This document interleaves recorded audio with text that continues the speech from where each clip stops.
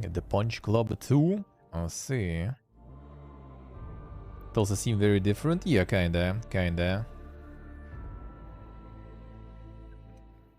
Which I think like maybe a lot of you know, kind of like Stardew Valley clones. We think they probably, you know, in fact are not so much of a clone, even though there's probably still enough that are just clones. Graveyard Keeper overall really good. I played it before even all the patches, and it was kind of like fine. And then they patched in like a bunch of like automatization because there was just a lot of grind. He had also this like, was it like stamina or something? Also some sort of energy system, right? That you can't really do that much stuff per day. But there was a lot to do. There was a lot of things there. So it was kind of painful for many people. It had like mixed and start, I think. Or like soon after the start. So they fixed it by adding the zombos, I think, right? Or something. So you use those bodies, I guess, to get yourself some workers that do stuff for your graveyard. And that was good. That was working pretty fine. Seems like I haven't played after that patch.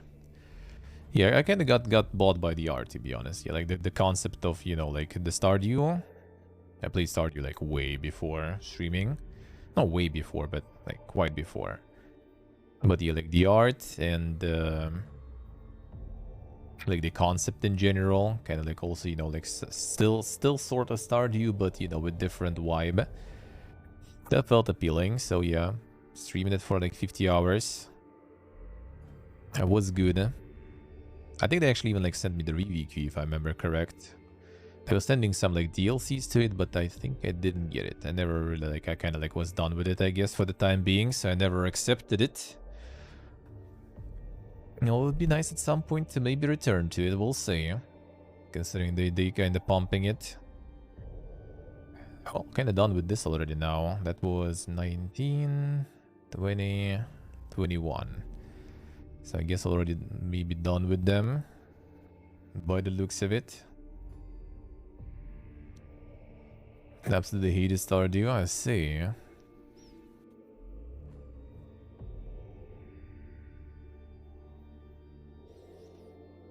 Great games and one bad one. Wait, which one? The Graveyard Keeper devs? Oh, the Punch Club stuff. Which one was the bad one? The Swag and Sorcery? I think that one even wasn't that bad either. Like, I remember looking into that one. Yeah, this one is mixed. I don't remember, like, what was the issue with this one. Yeah, I think they sent me this one too, and I kind of, like, was already doing something else.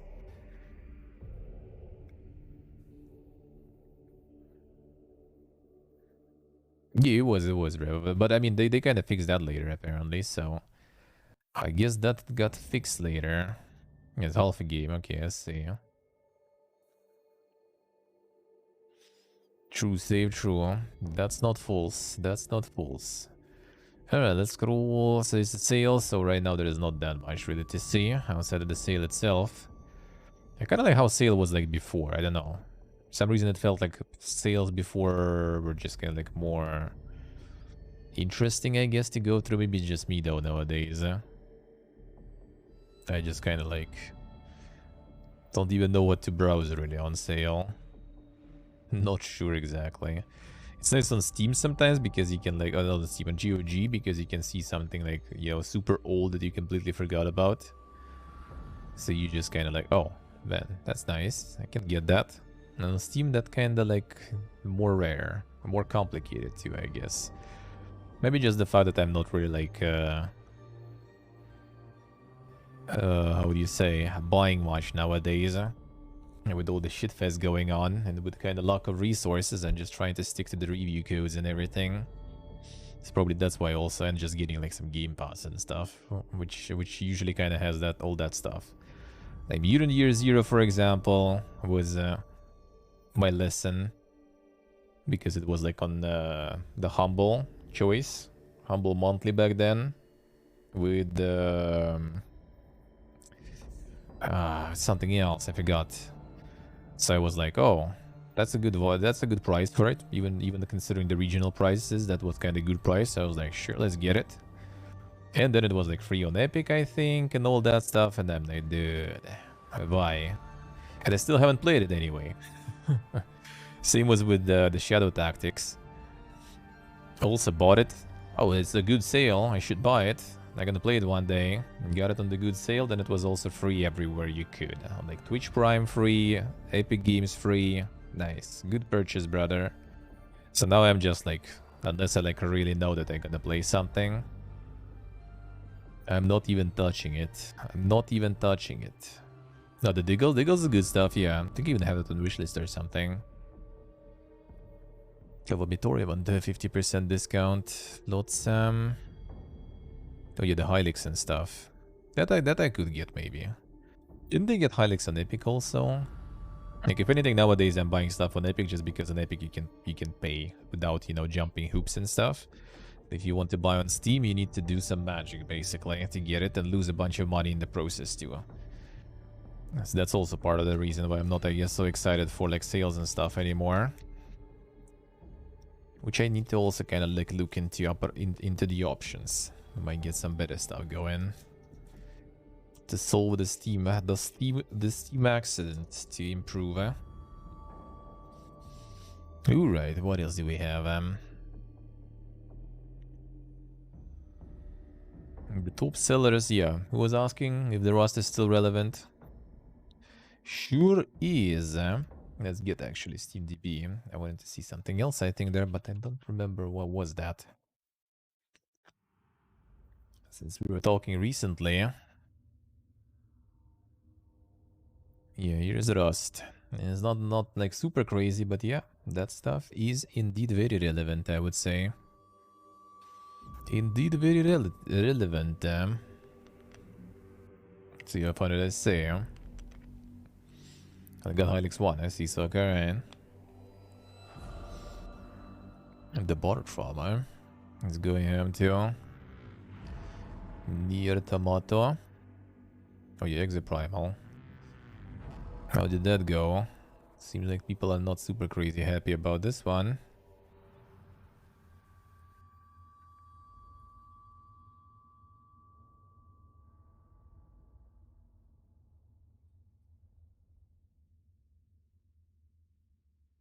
I wonder, that's a one-shot adventure.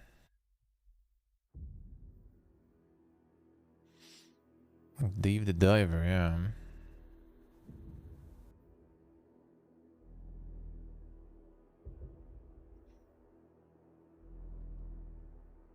Yeah, Ultra Kill is actually also quite impressive.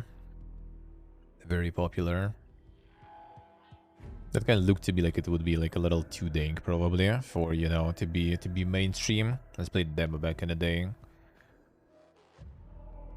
And it is pretty popular.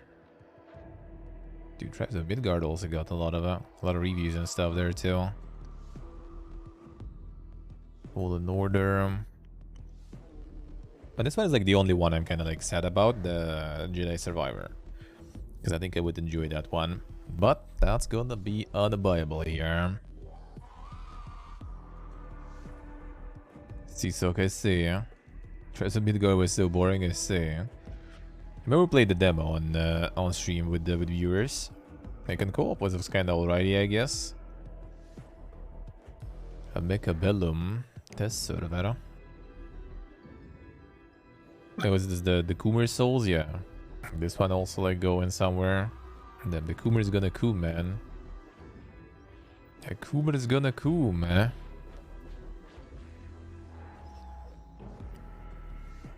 Yeah, the Goose Duck slowly dying, but very slowly, I would say. The Amogus like even still has like not that crazy much of reviews or something. Yes, the trending ups. Unknown ups, actually. Same as this one, too. And that's probably something actually hard to say. There's Dota, there's Team Fortress, there's CS.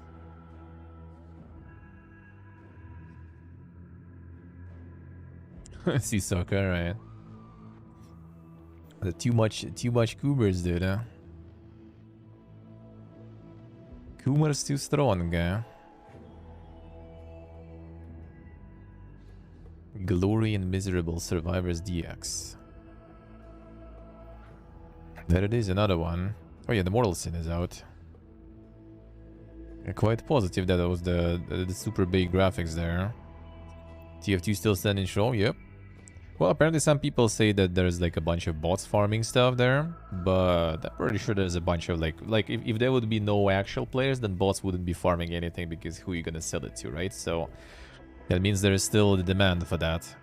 Those Stark is fucking dying though, considering like also half of this probably bots. How's the graph looking there? The graph actually starts to look kind of more, you know, natural.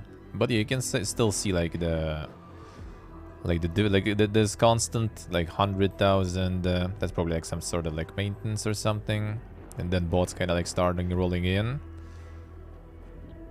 This is probably like mostly the real players here, I would say, like those who kind of quickly returned.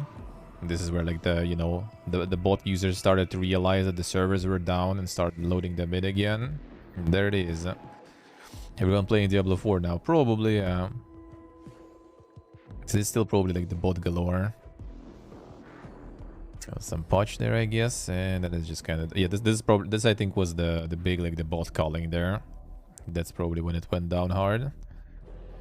And then since then, yeah, and the less people playing, the less interest in botting anyway, right? That's probably another bot call, seems like here. Another bot hunt somewhere there. And yeah, when there's not enough players, then the economy of, you know, selling RMT is kind of going down. And then, you know, there's less bots in the end too. It was good though. Like I enjoyed my time with Lost Ark. If we had like if we had like more people playing and stuff, to have like the constant group to, but that's the problem. Like you need people playing at the same time, and you have people on the same level of like development of their like characters, gear, and everything, right? So you can do the same raid together. Because the raids with randoms, I just quit. I got like to the last available region. Did the first raid, I think, there. That was kind of doable with randoms. And, like, yeah, it was fine. And then the second raid was already, like, where the mechanics are going ham. And I just realized that with randoms, that's probably gonna be pain. Impossible, yeah. There was a need, like, to move properly. Like, I also was a noob, right? That was first time in that raid. But, like, people explained, and we did it. We actually, like, all of us did it. Like, everyone who was there did it. That was good. But I kind of, like, looking at those mechanics and stuff, I realized that most of the time, you're probably not gonna do it.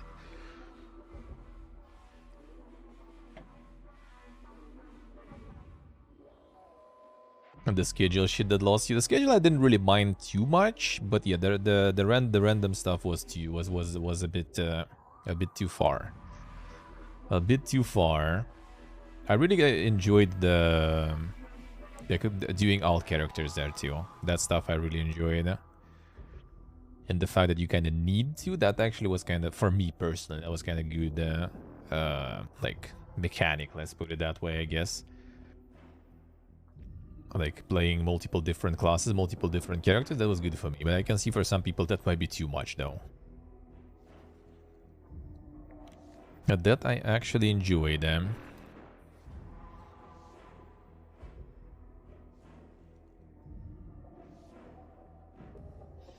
Get into the Lost Ark for you. Let's see. Feels bad, man. Feels bad.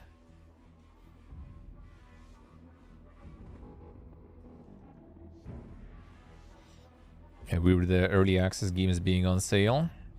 The 10 trash discount. I mean, there's not probably that much to play. I'm not gonna be playing it. Oh, the Acid Pride on sale. Oh, you wanted to buy RPG Maker sock? Here you go. I can buy some. You can make your Coomer games there. Yeah, Acid Pride you can build yourself, and then it's free. Like, I wouldn't mind buying it really, but it's just like it's a pain to buy this shit now for us. So I just gonna look how to build it properly then. It's gonna be a good thing to learn also.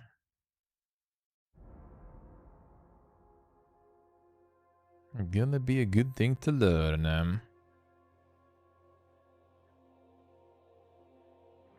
Yeah, exactly, Rev. I was also like watching the cutscene right before the raid. Yeah, there were like people molding through all of that. You go watch on YouTube, bro. Fuck you. That I really dislike.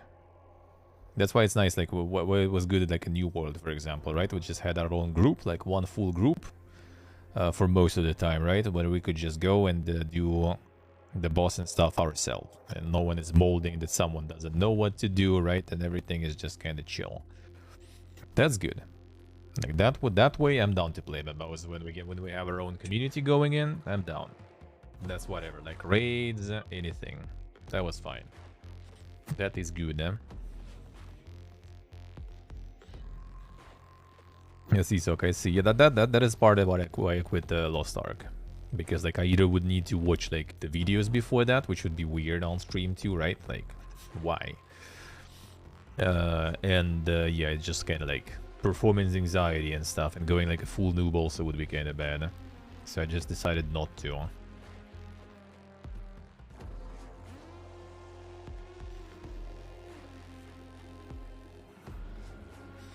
Fuck up and waste other people's time. Well, I mean, people can just explain to you. Like, obviously, if you're like a lost cause and even after explanations, you're not gonna get it. But then, would you get it just from watching the video? Kind of hard to say. Hard to say.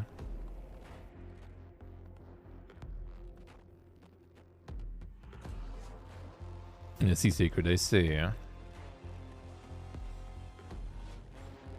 So, like, if people can be, you know, explained what to do and stuff, then why not? Like, I actually kind of even, like, hate it when it's, like, you know, like, last boss left or something, and someone just refuses to, you know, like, to listen, and they just quit. And try to go for, like, different group that will be, like, more over-leveled, and they're just gonna steamroll even though they're completely dumb, right? That I don't like. Then you can then you kind of fuck it all for everyone, because, you know, like, all the progress was for nothing. That I don't like. Diablo 4 any good for 70 bucks? Well, I can't say yet. I can't say yet. We'll see if I'll be able to say. Like, the next weekend is gonna be the open beta, so you can try to go in and see for yourself. That's what I plan to do, hopefully. That's what I plan to do, hopefully. And see for myself if it's good or not. I personally probably wouldn't mind. Like, we don't even have the regional price, so for Diablo. So for me, it's a lot of money, actually. And there are issues that it's hard to get it here too, potentially. We'll see. We'll see if there are good ways to do it properly. That are not risky, because risking 70 bucks is, you know, kind of bad. So yeah, I will think about it. But if there will be no issues and it will be just like, yo, go and buy, I would. It's Diablo. I love Diablo. Played all the Diablo games. So I probably would, eh?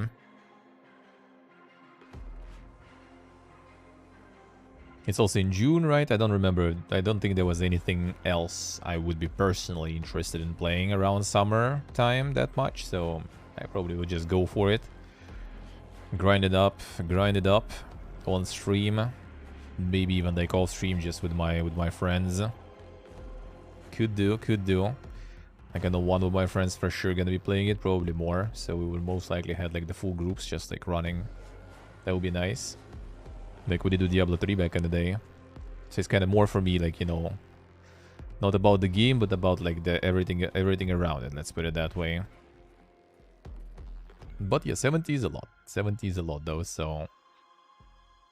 But that's actually funny, because even my friend who is like right now, you know, like on his last bits of money, kind of surviving, he's still kind of like gonna buy it because that's Diablo, dude.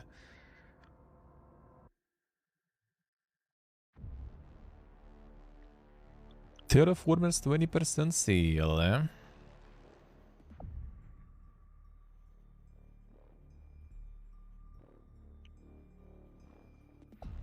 Yeah, Terraformers I did really enjoy. Probably will play some more at some point. That was very nice. Played already a bunch. Probably gonna do some more. Dwarf Fortress 10% off. Well, I mean, it's nice that they got any discount, to be honest. They could just go like RimWorld, with no discounts for a while. Could be, could be.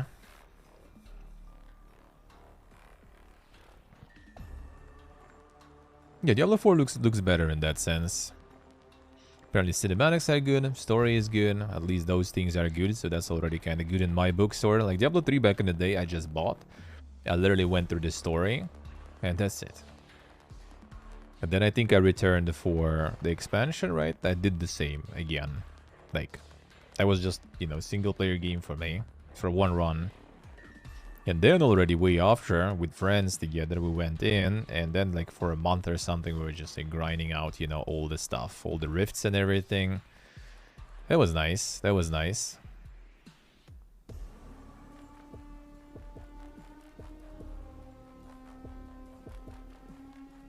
Let's see, so I see. Yeah, cinematics and stuff I heard are insane, so...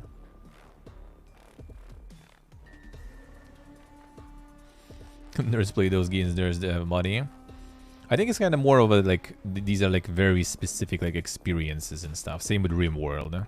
Like people who go for something like RimWorld, they want RimWorld. Especially back then when there was like no like RimWorld likes, I guess. People were just like, this is what I want. Dwarf Fortress kind of has alternatives sort of, I guess, including the RimWorld, I guess, to some extent, right? But it's still something that was developed for 20 years, and that's something that that has a name, so they can afford not doing a lot of discounts for sure, because people just want this. It's kind of like with me, for example, and going to the store, right? Like I go to the grocery store, and I'm like, all right, what should I get? This thing on discount. All right, I'll take it. This thing on discount. All right, I can cook that then. Let's take it. But then it's gonna be always the products that you go for, and you don't care if it's discount or something, right? It's like milk, for example, eggs, like bananas or something for me, right? You just get them because you go them for that. You don't look at the discounts or something. You just get it. That's pretty much kind of the same stuff here. You just go specifically for that experience, and you don't really care if it's on discount or not. You just need it, and you get it. So that's why, like, RimWorld, I think I had it on the wish list for like, I don't know, 3 more years, and there was not a single discount. And I just already gave up and just bought it. Then after some time, they still started doing discounts, but I think it's still actually, let's see. They probably do.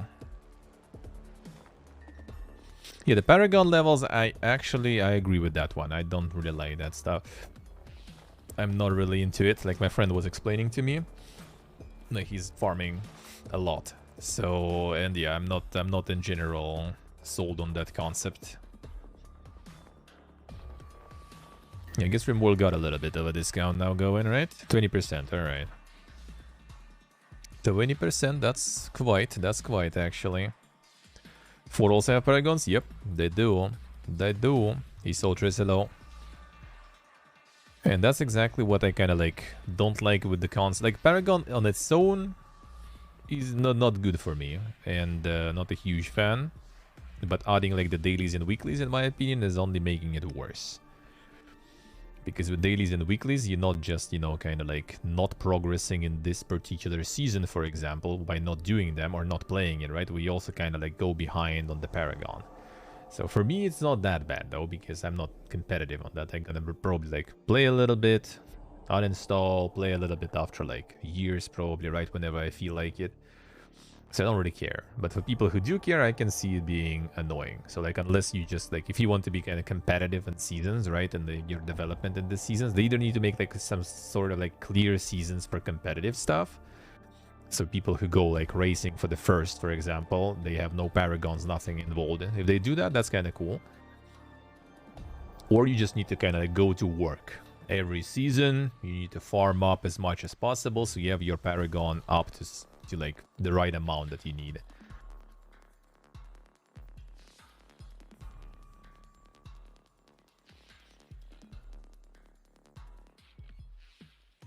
Let's see, Pony. Let's see. They sit on the wish list forever. Alright.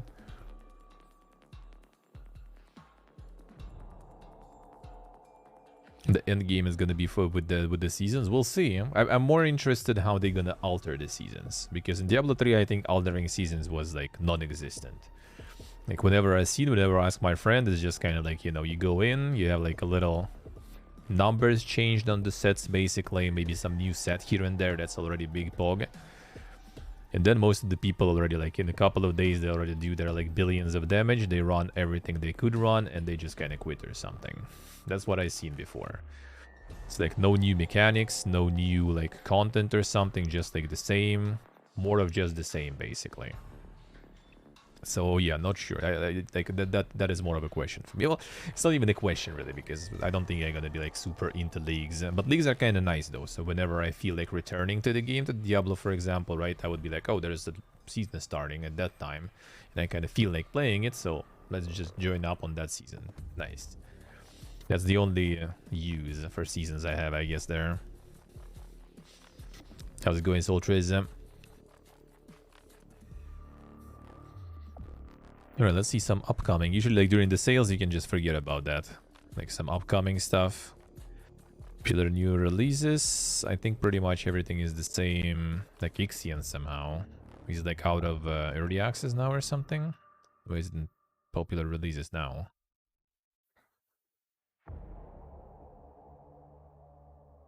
No? Don't think so. So yeah, that's just another situation when a sale just kind of like messes with all these tabs.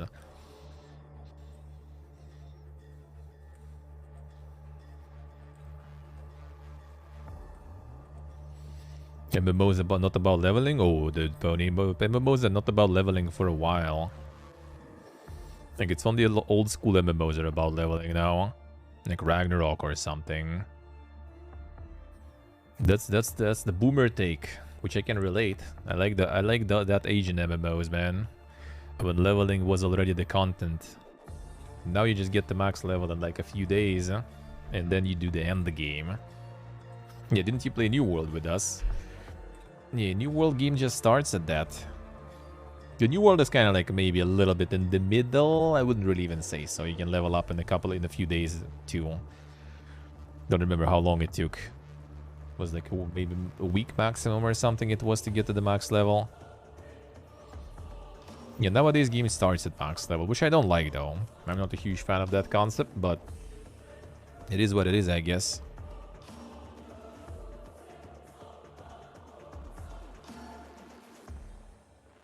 Alright, upcoming stuff. What do we have? That's the Amogus like. Yeah, the Amogus shooter. 21st of March. Was there like a beta or something going? I think I saw about it before.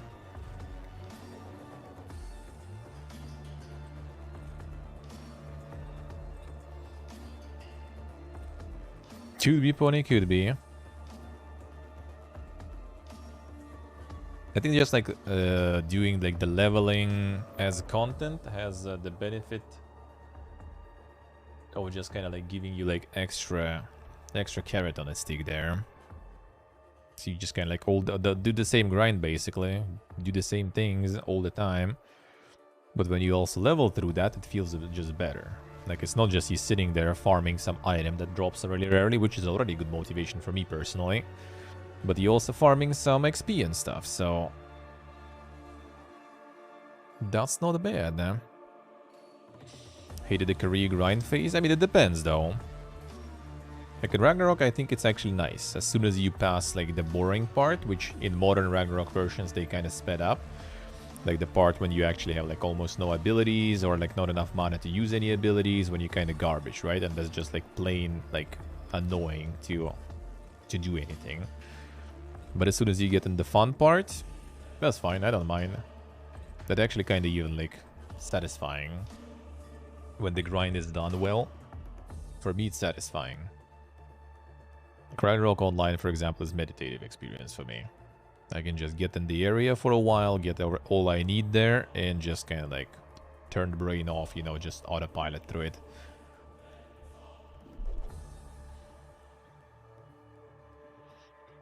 That would play it alone, I say.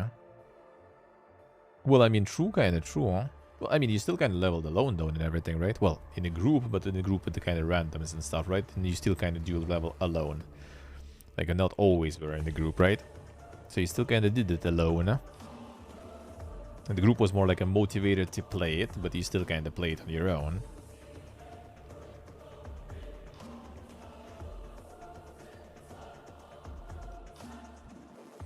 Kind of true, Pony, kind of true. That actually is a legit thing, but that's what some of the games do, like Final Fantasy, for example, because they just sell you the skip. You want to start the end game, just pay. Otherwise, you play through a long story segment to see, you know, all the story and everything. Which is sometimes kind of good, at least to do it once, just so you kind of learn the ropes. Like, you learn how to play the class and stuff to while at it, right? Without all of that just dropping at you instantly, right? All this, like, bunch of abilities, bunch of talents, you know, all this stuff, like, boom. That's kind of just more overwhelming. And when you kind of slowly level through it, level by level, getting new abilities, you know, adjusting them on the panel, figuring out how things work and everything, you know, trying different abilities more. It's not always a bad thing to have. When was this one out? Or, well, will this be out? 27th of March. This one had some issues in the demo with controls, I remember. So we'll see if it will be that good, huh? We'll see for reviews, but that might be nice. This one might be nice. The demo was pretty cool.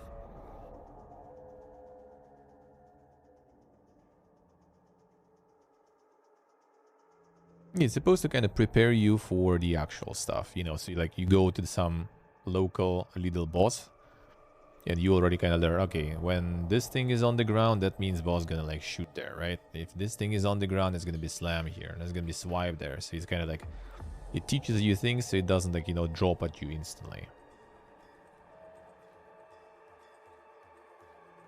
Well, if you make it in the tutorial format, it's still gonna be a lot.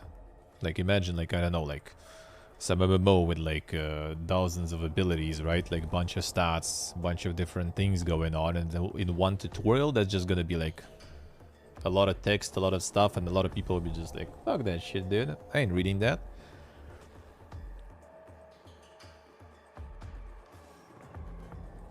So at least they can try all those things while doing some things, and usually they also put some story and stuff behind it, right? So you kind of also like see some story, do some questing, level up, check new skills, check new things. So I don't think it's that bad. And in many modern MMOs, that process is very short and very fast. So you're gonna catch up with the end game very, very quickly.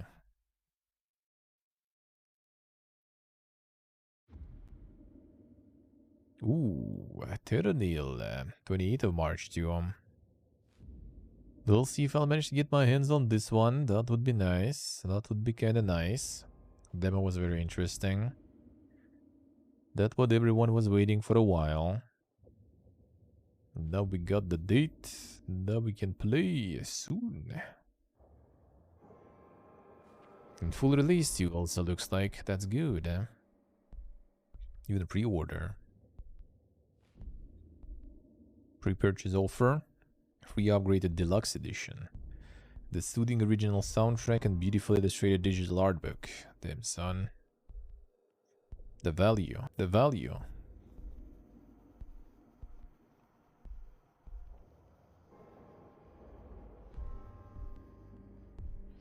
Nobody gonna read all the story and just skip. Yeah, a lot of people do that.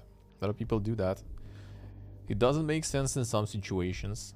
I do agree. Like in Lost Ark, for example. In Lost Ark, at least you kind of do it. Well, actually, no. The skips you needed to like buy or something, right? Wasn't it? Not within game currency or something. You had like limited amount of skips, I think. You were getting them more for some other things. But yeah, basically in Lost Ark, you do it once. And it was kind of painful for many people. And then you just skip it.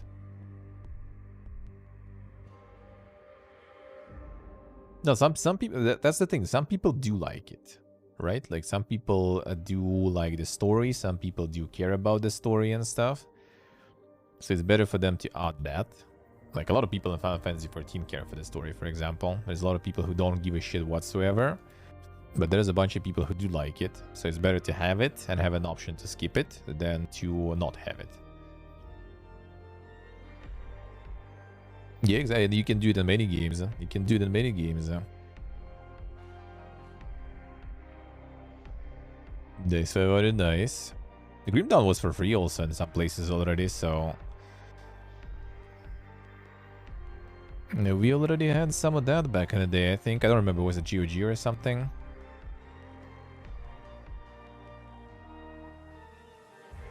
The Sea Soldiers, I see. Less customizable than Diablo 3 even. Damn, son. The backrooms exploration, I think we saw.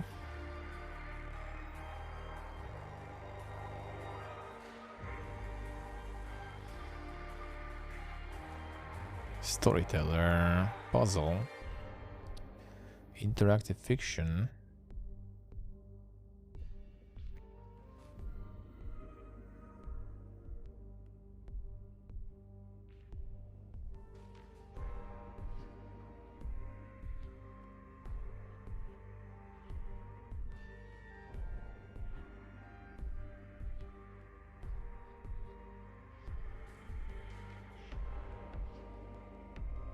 Okay.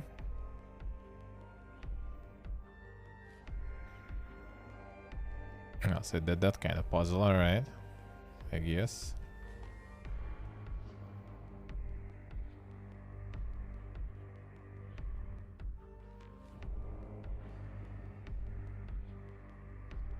The Wolf Abogus. It's kind of interesting concept.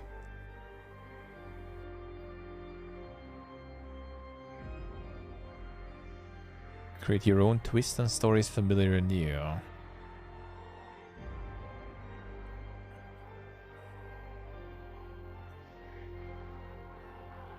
Yeah, next week is gonna be the open one.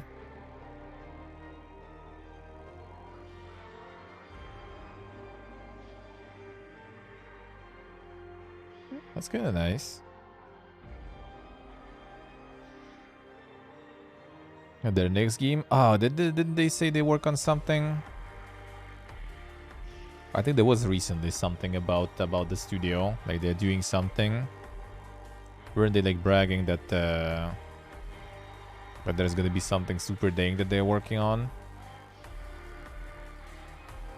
Sea Soldier, they say. Maybe it will be good, eh? Copium. Copium.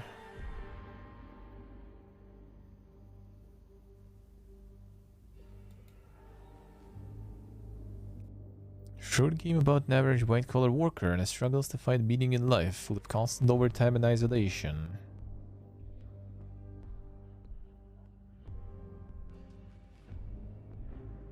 It's time to also to make some autobiography. The autobiography game now. About pain and suffering. Making an RPG, alright.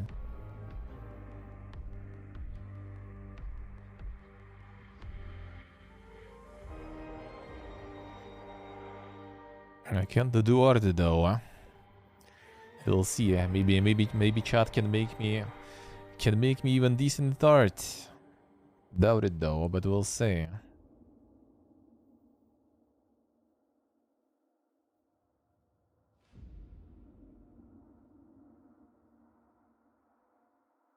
The UP Psycho. That one wasn't exactly about depression though. That one was kind of like a weird one, I feel.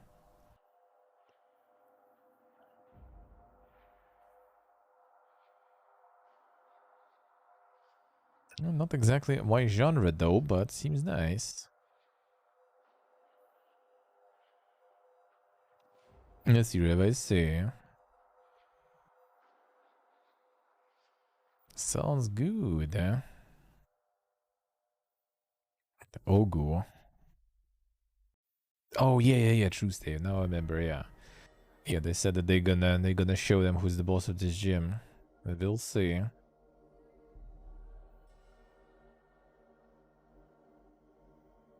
Ogu in the Secret Forest, the adventure with the hand-drawn characters, various types of puzzles. Befriend bouncy characters and defeat strange creatures.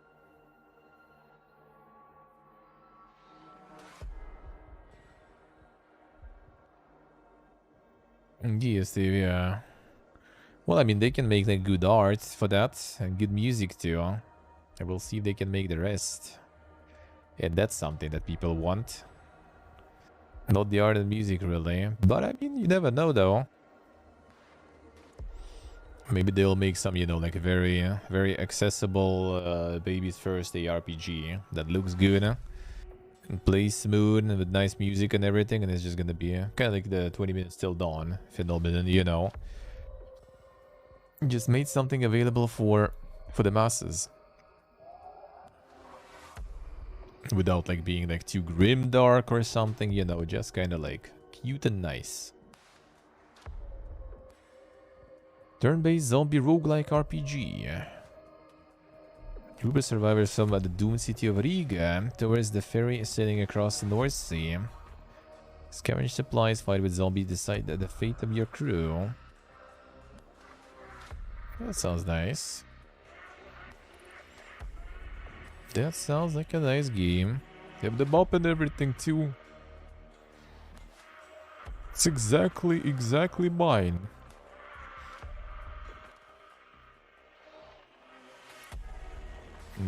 Gonna be the early access release, I see. Self-published, nice.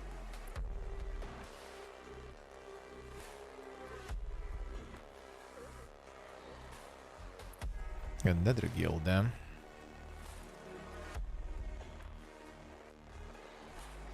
Turn-based tactical roguelike, a dungeon crawler.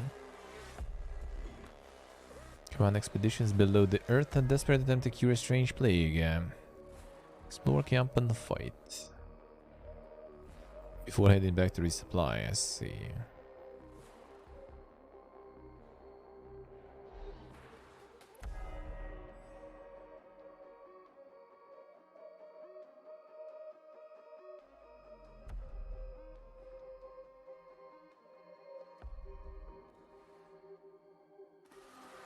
Wasted on a shitty Diablo game. I mean, we'll see. Maybe they'll make it not shitty. That's the thing. The genre is nice. It's all about what you can do with it. All about what you can do with it. The arena renovation. How is it playway there? Yep. Unity there. The one and only. The altar. Yeah, it can. It can. I do think so.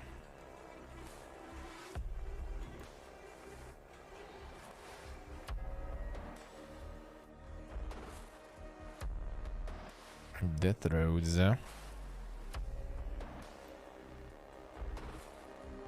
Deadly Racing, deck building, and roguelite style. You get car battles unlike anything before.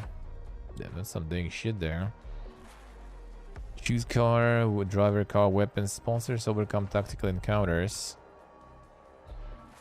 Adopt an ever-changing race to come out on top and earn entry into the Lost Safe Haven on the divided states of America.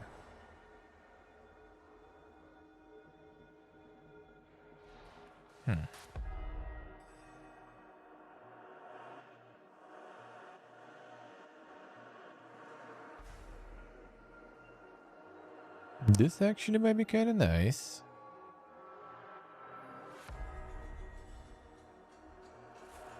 The Knights of Unity, damn son.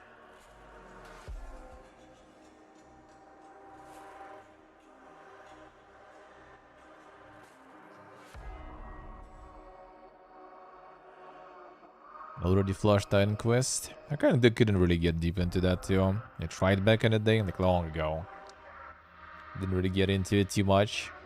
But like RPGs for me in general is like very like mood dependent. If I'm in the mood, I can go ham. If not, then it's just like no. Now, this might be interesting. Let's see. Oh, let's see.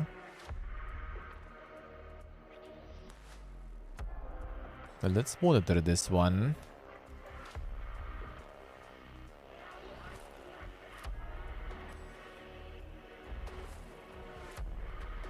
We'll see what we're gonna get there. Alright, what else? Sifu, the Enchanted. Never seen this one before. Oh yeah, this is kind of like the Grounded at Home. But this one might be actually even better. Yeah, Rev, yeah. That's their indie publishing, a new game. New indie publishing brand. So they're gonna be doing some indie publishing now. And doing their own game too. Magical Inn with friends. Alright, so it's like on the the overcook or whatever. That kind of stuff seems like. Oh, the co-op stuff, so at least keep that one. That could be nice though. Yeah, this one is kind of like the Grounded but Arc, sorta. 29th of March. This one might be pretty big, yeah, when it releases. Not sure if I'm super interested, but I think that might be huge, yeah. Maybe the streamer is gonna pick that one out. Pick that one up, might be interesting. I guess if you can run like the servers and stuff here too, like the private ones, that could be some dang stuff. Kind of like Arc, I guess. I think Arc on Twitch is also like among streamers is not like super popular. There is some scene, but not much. Maybe this one can do it. The premise is to be small, yeah. Not false, not false. The first-person Vampire Survivor type of game. I feel there might be something like that already, sorta. It just might be kind of tricky because in Vampire Survivors you have like the whole a bunch of items and everything that go all around you. So it's gonna be kind of trickier to do it when you only have like, you know, your camera to move. It's like all those hordes and stuff will be kind of harder to control. Or you can like have some like circular attacks or something, but you won't be able to see them then. You can only look there and then you do something that goes around you. That's kind of like not that fun, I feel. Third person, I guess, could be kind of better. Yeah, it will be a little too dank with that, I feel. Like navigating the crowd and everything.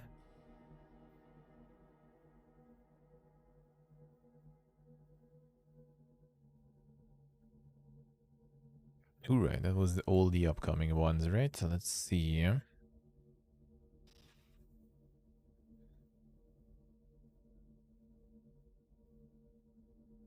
See what I say. Good luck, man. Good luck.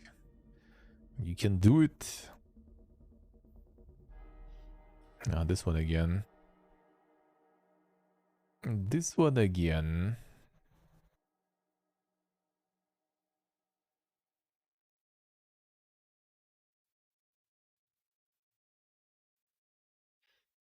Wait, what is this? Third one already?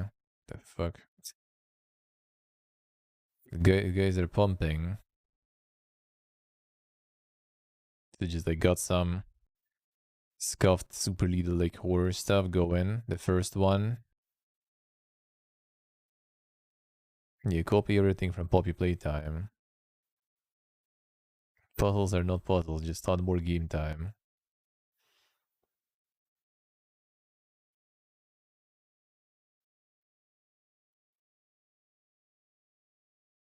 Finish the game in 47 minutes and refund it. Alright.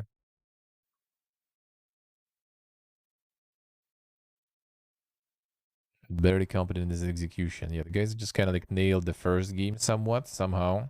Doing like the Poppy Playtime ripoff. But they decided to go farm a second one too. I tried to do it another time. Tried to fool me twice. Didn't work. Well, I mean, I guess it kind of did though. Next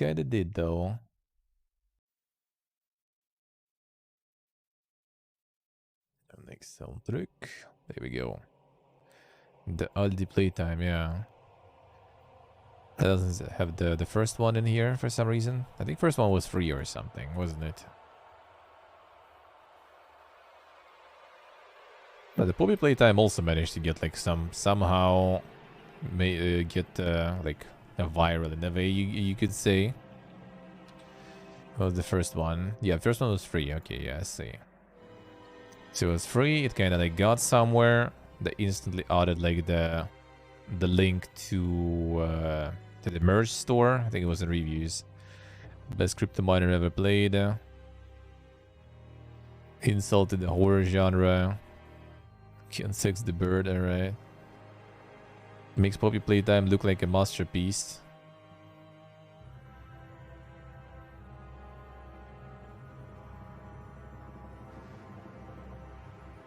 Now, what was it? That was like the monetization fiesta there. Oh yeah, 30 minutes long, has been out for 2 days and has a sequel announced in the merch link in the main menu. That tells you all you need to know.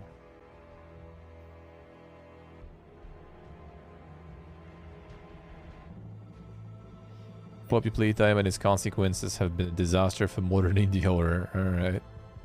What happened to Shame? And now there is a third one already. This one's 6th of January. This one...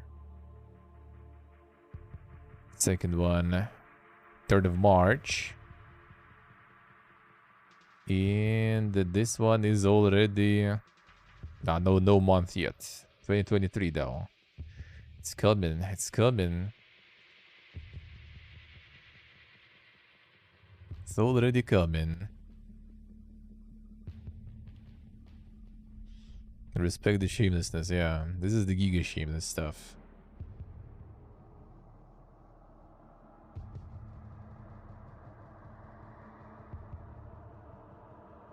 They just farming it. So like this 1,000 something reviews. First one was 3,000 something reviews. First one was free though. This one already paid. So you know, people already paid for it. Maybe they got some merch sold actually. I doubt it though, but you never know. Because the Poppy playtime fucking merch was all over the place here. I don't know how and why. I didn't even... I missed the part when it actually became popular. Like, how did that happen? City Skylines 2, huh? It's funny that they already like announced it and everything, but they're still pumping the DLC for the first City Skylines. I think there's like, what did they say? Was it 1 more or is it 2 more DLCs they have to release before they fully switch to City Skylines 2? So they already announced the second one, but they still keep, you know, we're gonna keep pumping them DLCs for the first one, man. We're not done yet. 3 more even, damn son. Apex Point, Apex Studio, development since 2018. Open world game aims to immerse you, I guess, Japanese car culture by providing huge variety of customization and race types. It's like the Tokyo Drift the game. Yeah, the bigger free update, alright.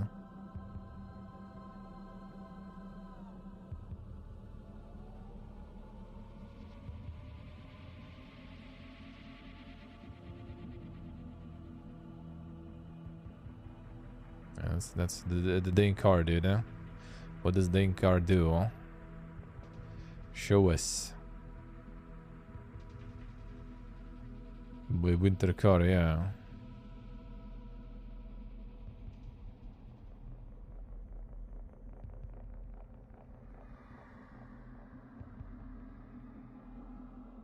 You can tune it, sure, nice. Is it about like the racing and stuff more?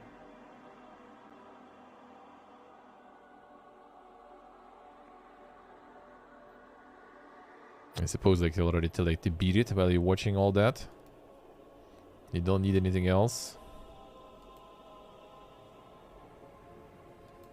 I guess you have some testing going there, alright. Sure. Stellaris First Contact. Bixed. Dibson. Well, this price though. That should be like next coming of Christ or something. For the DLC especially.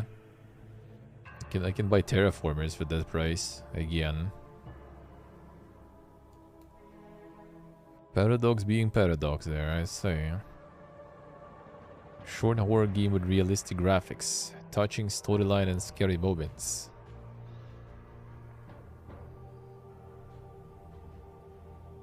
Nice explanation.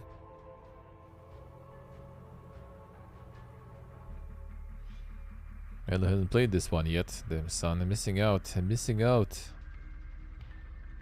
It was realistic 10 years ago, yeah.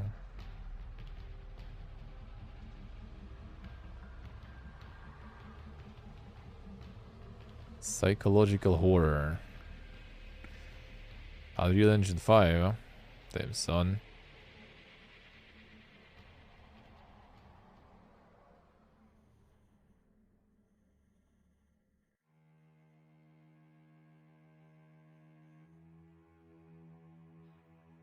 Really good reviews though, I have to say.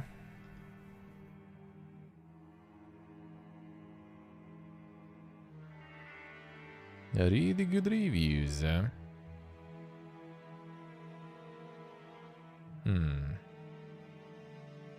30-50 minutes.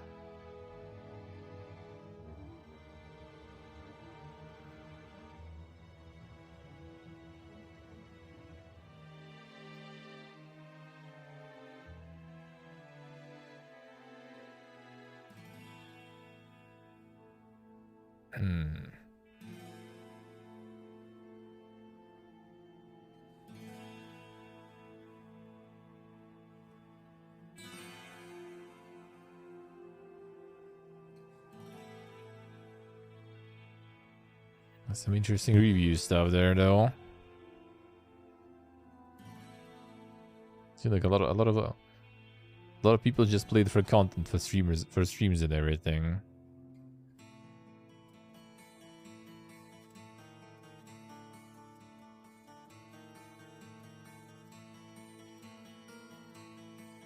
I don't remember actually, Suck. But maybe.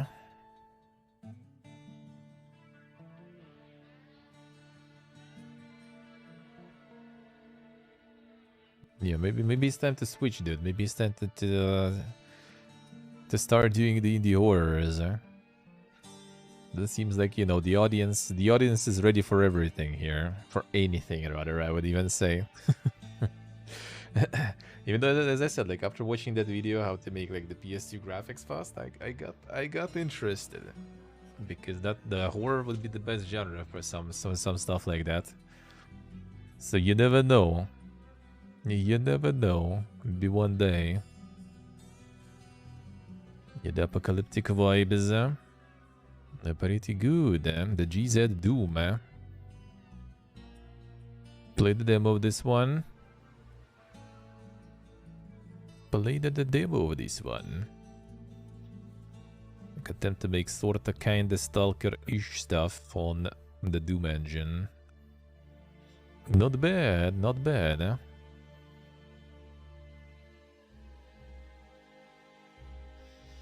Apocalyptic vibes, but not much else. That is exactly how it did feel, though. $20 for a story 2.5 hours long. Dude, like the demo alone was like 2 hours, I think, or something. Is it that short?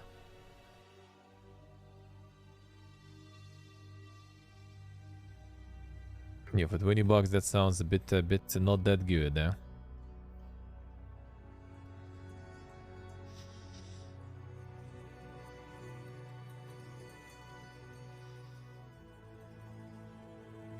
South of the Circle. Which one was this one? Oh yeah, the narrative experience, alright. Cambridge academics involved in political conflict. Promises made between career and true love. Our choices burdened by our past seem to be illusory. The deep drama stuff, alright. The Ravenous Devils. Ravenous Devils, I even remember the name. Yeah. This one I remember. Well, this is not exactly like, you know, I think this is better than than just kind of like Lidl horror, let's put it that way. 'Cause this one I think is actually like pretty well made thing, though. That's the thing. Like this at least kind of cool and interesting. I'm talking more about, you know, just like all those like the Lidl horrors basically. Yeah, a lot of people are like really enjoying it. I'm just like more about the, even though maybe that was the part actually that was mentioned today in 20 Minutes Till Dawn, that you just need like the horror tag on your game. Like there are tags on the games that are just like really good to farm. On itch especially, for example. Well, to start off, right?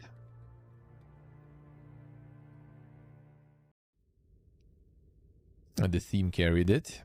Well, I mean, yeah, but like it's still a good game though, right? Like the theme is like there, but it's for the price it's good, I think.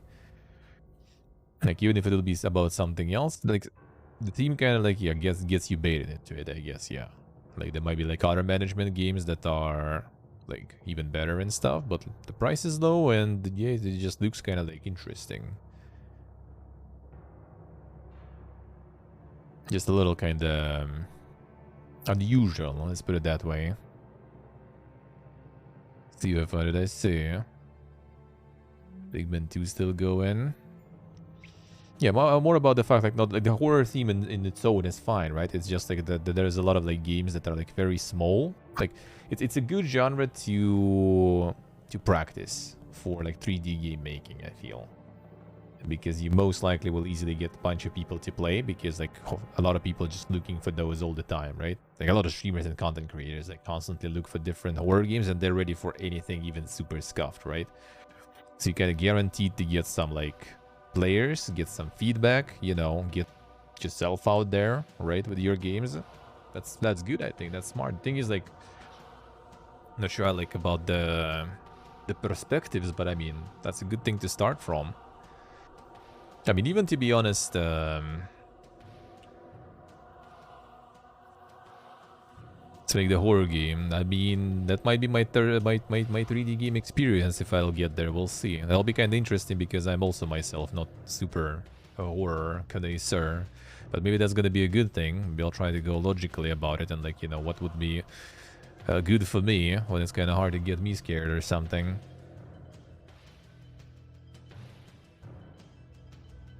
Lunacy is so poor. Yeah, Lunacy already played. I'm gonna return when it's out. I'm more about like about Kira. Akuma Kira. Akuma Kira doesn't show here. It's like the weird stuff. OSTs again. Is it because I have like some of the ignored stuff?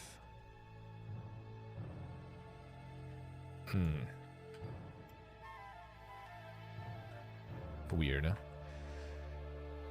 Oh, it was just Kira here. Okay, I see. Bit different.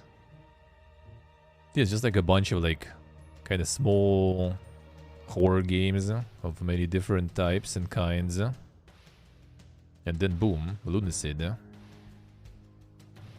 Like, you know, why not? You start, you kind of practice and everything, and then here you go. You got some visibility. You got some like starting, you know, attention. And then you do something that you already kind of, you know, aim for.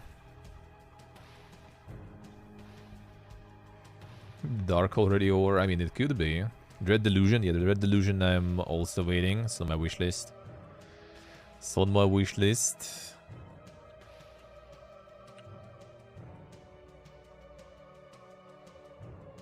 Pretty good sale actually too, I have to say. Yeah, they're probably gonna go when the full release already. This one is even like more RPG, so it's kind of better to do it on full release already. But yeah, it was like more about the point, right? Like you kind of can just like practice and start with the genre that is like easier to get into. Like it's not even about the copying and stuff, right? It's just like kind of like doing the genre that will be kind of like almost guaranteed getting some attention. So you're gonna get some feedback from that. You know, it's not like you made something that you were working for a while and then no one even played and stuff, and you just kind of like, all right. So what did go wrong, eh? And with this, you can actually kind of just like start pumping and farming. Yeah, like Curious stuff is good though. Like Lost in View was nice. I remember watching Ella play it, and yeah, like Lunacid was amazing. I really enjoyed Lunacid. I did like everything there was pretty much, I think, on in the current stage of the game. Dude, it's also like dirt cheap actually, I have to say. It's also dirt cheap, man. And very good. I'll see how much I played though. Weird. But yeah, I think... Do I know? I think I uninstalled recently though. I'm still kind of keeping it.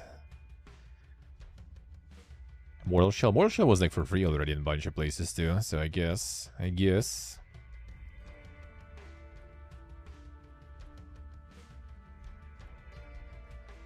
On the Moyopolis. What is this? Oh yeah, the most relaxing horror game. I think we saw this one before. Endless carpeted floors and lonely malls. Escape for your life. Very positive, eh?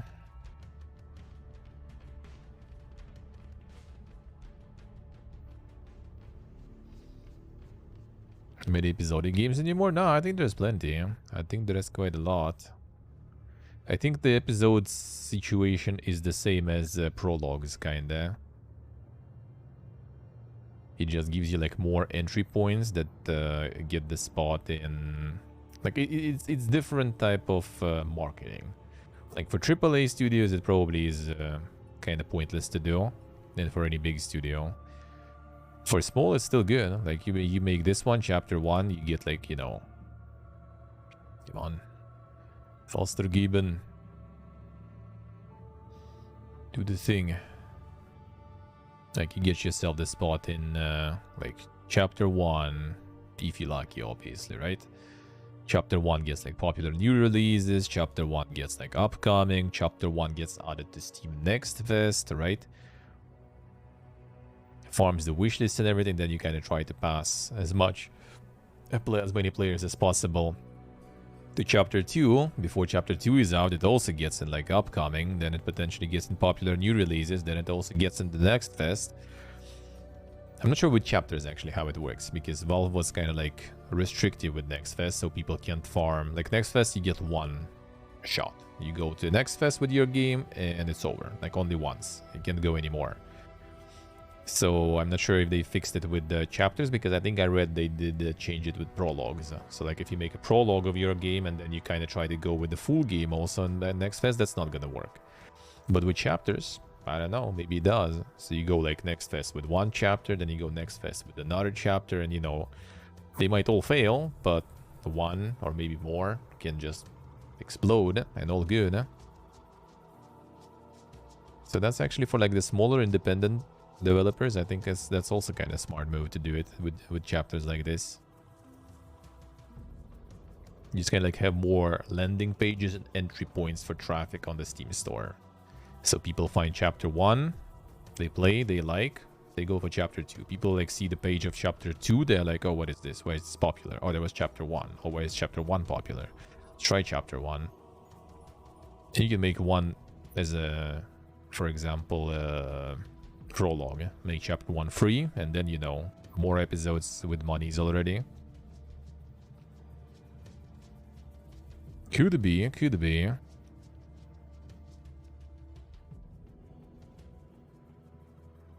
A Black Grimoire Cursebreaker. What is this?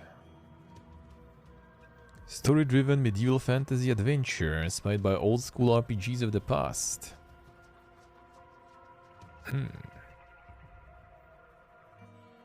Sprawling open world converse with many inhabitants, fight and ride monsters, and unravel the story of Arotar Erkrist.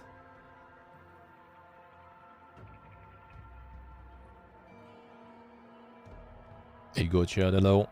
How we doing? Similar to Dark Souls, damn son. Souls-like! Bug!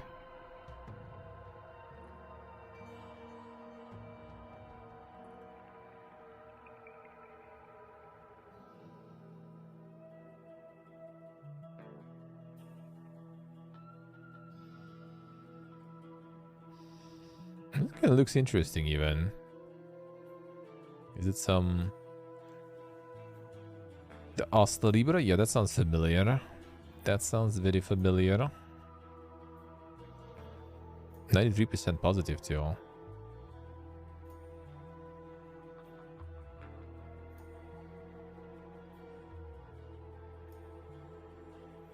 Sparrowcast review, I see.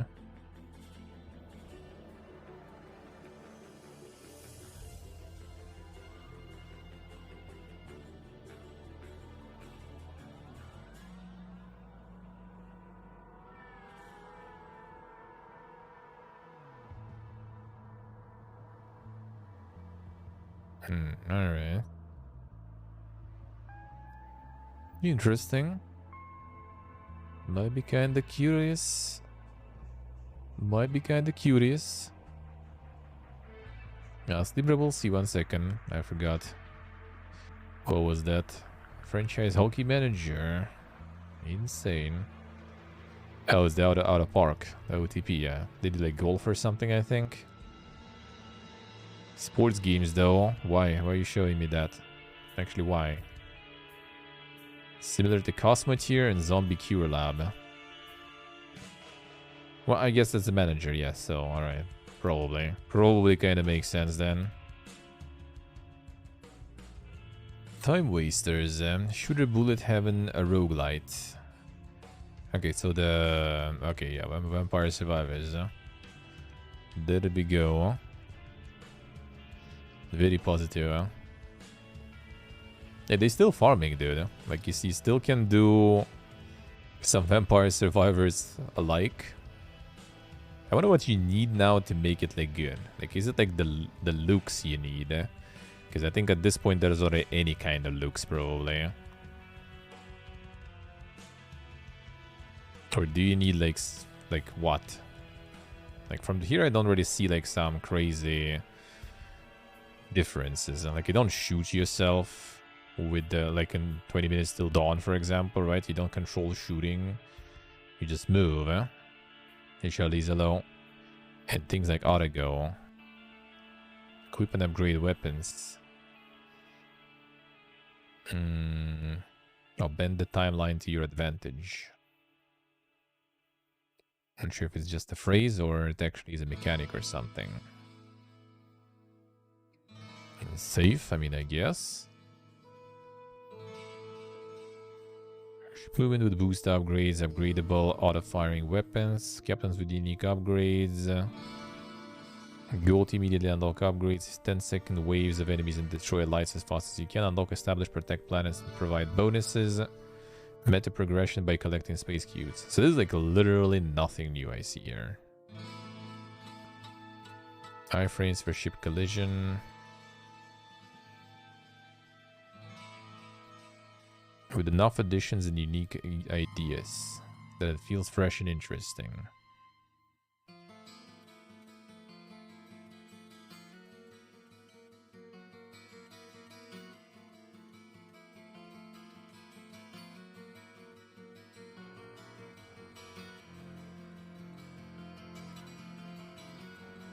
Guns ridiculously unbalanced, I see. Nice, Charlie's nice. Sounds good, huh? Sounds good, huh? Expands the Vampire Survivors formula.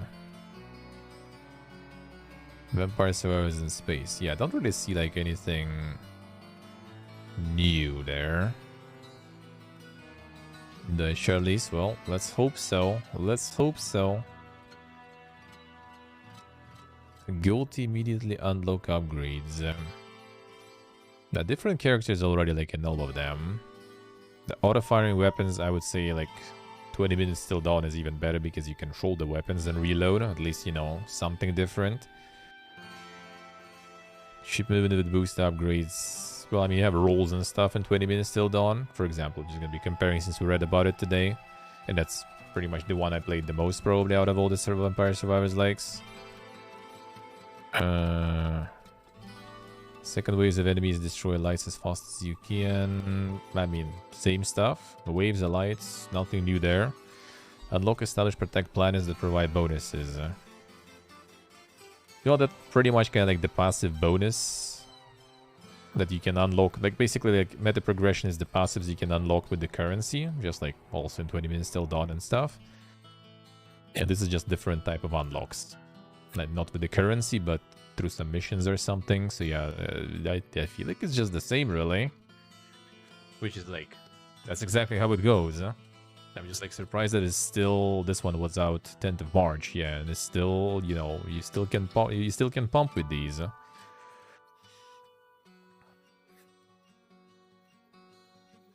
Yes, you go, child, alright.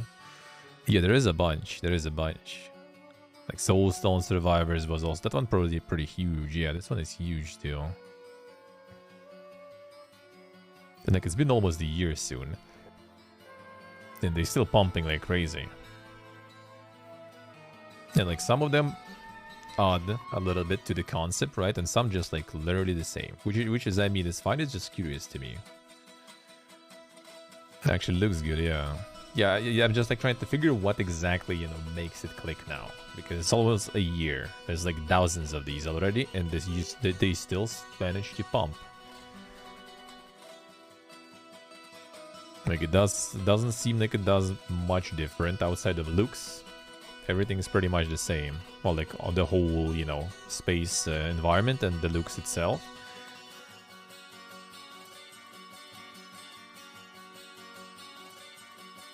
So yeah, I'm not sure actually.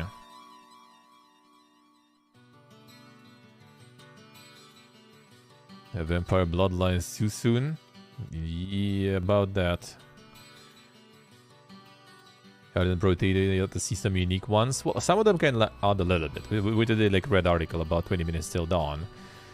Like even compared to this one, at least you could. There was rolling, which I guess here's like the boost mechanics. So yeah, sure. You get that you shoot yourself actually. Like you control the shooting and aiming, right? So that is also a little bit different. And yeah, that's pretty much it, to be honest. Everything else is the same, and at least it was a little bit on top of it. This one I just like don't really see it, and it still works. That's the thing. So I'm like, I guess I kind of assume just like nailing like a good visual and good price, obviously. Like you shouldn't go above Vampire Survivors original price, right? Like $3 the max probably. And you still can still pump it. Well, actually, Soulstone Survivors went higher in price, and no problems, I guess. And next gen, hello. Good day to you too, sir. For 90 USD. I think it's 70. I think it's 70, which is still a lot, I would say. Alright. Interesting. Alright, Asleeper, I think I saw before.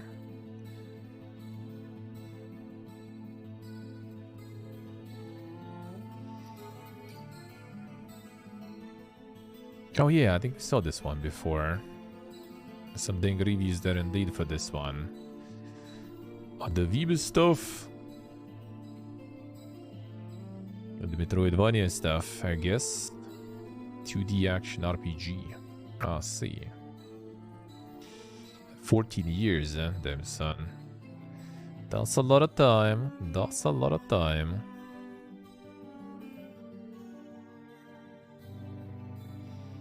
I mean, really good reviews for that, though. Oh, really good reviews, though. Steam Deck verified. Feels good, man. Let's see. 2D action RPGs, I'm kind of like... I do get into some, but yeah, it's really, really rare and picky. My top tier always is Salt and Sanctuary. Salt and Sacrifice also. That is my shit. That is my shit. I guess you could say I'm more like into the attempts to chase the souls rather than attempts to chase like the Metroidvania or something. I see. Now, for me it really depends. Mostly not exactly.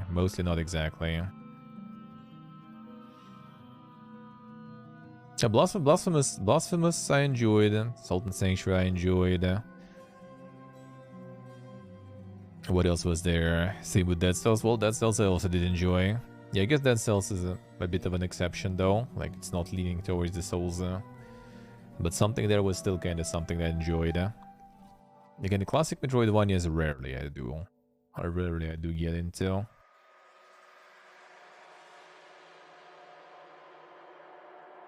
Alright, let's see other stores. Check the exploration. Alright. And upcoming we checked too. Yeah. Nice, let's see other stores.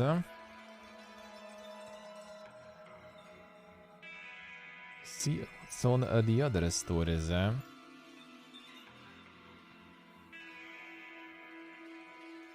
probably some more Coomer stuff arriving there.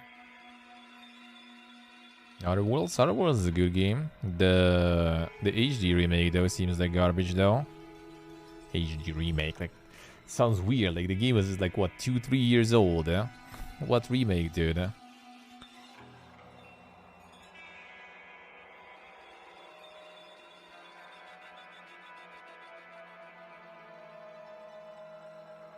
Will love it or they think it's absolute dog shit. Well, I mean, I do think it's the only issue with this is just it's kind of like short.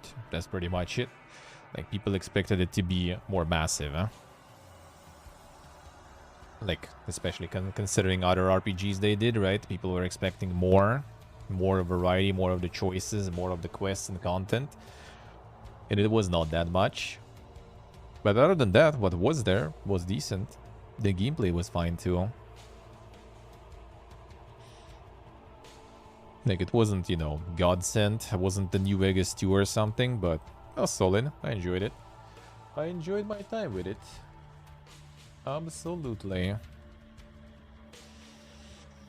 Domekeeper on sale, nice.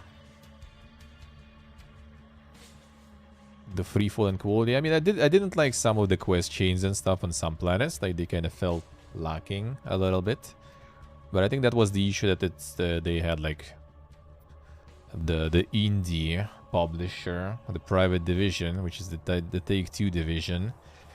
But still, they kind of like, it was before Microsoft acquisition and stuff, and that felt kind of like, you know, they were trying to kind of like scavenge and recuperate after like the Pillars of Eternity 2 and everything, and everything was kind of mediocre and stuff. So they just like gathered all the money they could and made something with investing a lot into voice acting, you know, this kind of stuff, to make it more accessible to wider audience. And kind of lacked the budget and time, I guess, to make things, you know, more deep. So kind of ended up being a little bit more shallow, but at the same time kind of like more accessible to people, more available with all the voice acting and stuff.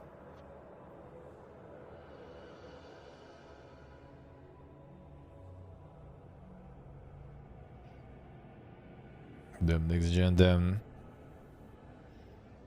fell in love with random store clerk lady yesterday. Damn son. Yeah, it's usually is. Shouldn't go that fast with that. Shouldn't go that fast with that. 20% Domekeeper sounds good.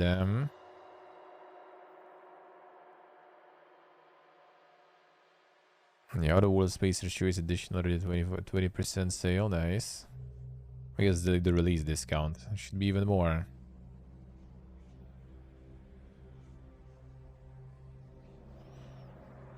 Decided it's your job to be nice. Oh, they just fell in love because she was nice to you? Should try to start to revise that, dude. That's gonna lead to a lot of disappointments and other things. And being misled. Should fall in love to I guess, the person you like as a whole, not just the looks, not how they treat you, but the whole shebang, you know. With looks even being on the lower priority, I would say. If being nice to you is that price to get you, I wouldn't recommend that.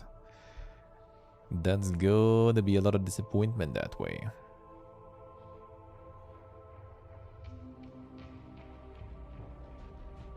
Saboteur. Coming soon. Spelljammer and Deathkeep. Dungeons and Dragons stuff, alright. Silver Box Classics. The best-selling Diablo 1. And Diablo 4 got people to do some marathons and everything. Nice. Nice. The only ones without sale and top again. Heroes and Diablo now this time. Insane. The Heroes 3 is good shit though.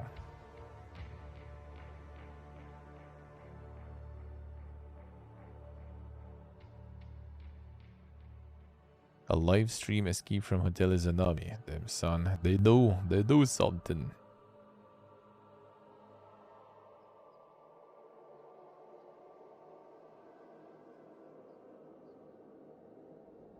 The Curse of Kubel, a deluxe edition unrated. Another one. The GOG goes full Coomer, dude. For real. For real. The Giga Coomer. A Dread Gear. We'll see if we'll get some Dread Gear. That would be nice. That would be nice. The Mage Seeker is 42 bucks actually. Oof. Oh no, it's deluxe edition, 32 bucks. Still kinda chunky for the reskin of Moonlighter, I would say.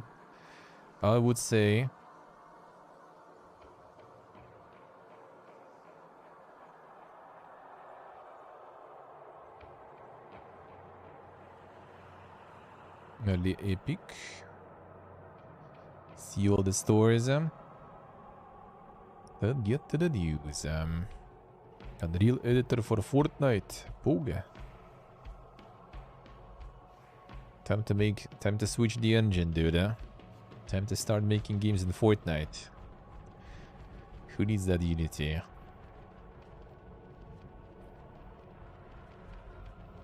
High on Life on sale.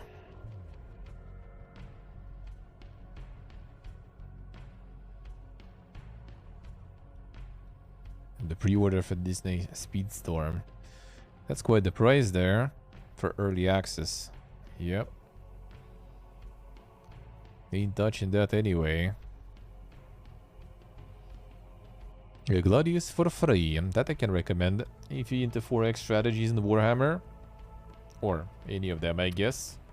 That's good stuff. Played that one. Streamed that one on release. That was good. That was a lot of time invested and felt pretty nice. And then they pumped a lot of DLCs with other factions, but yeah, kind of just like played for the no like 30 hours I guess or something. I got my fun with it and peaced out, and that's for free. It's pretty nice, like in terms of 4X, that it has like the separate military and regular stuff, which is really good. Because obviously Warhammer is going to be like super military, right? And I'm usually in 4X games, I usually prefer kind of more like, you know, like the science, economy, this kind of stuff rather than military shit. And I always feel kind of bad when you still need to kind of pump some military because it takes your like time and resources doing some military stuff instead of like, you know, doing like scientific things. For example, in this game you have like two different queues basically. So you can pump the military stuff and at the same time do whatever else you want. That was nice.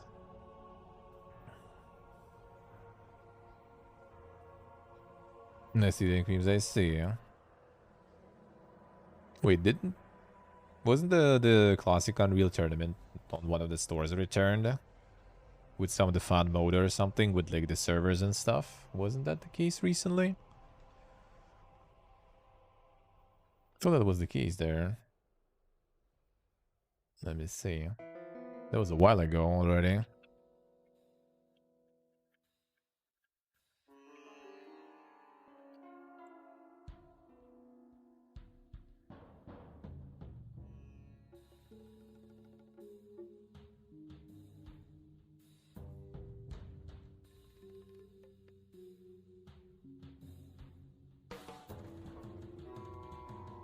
Wasn't there?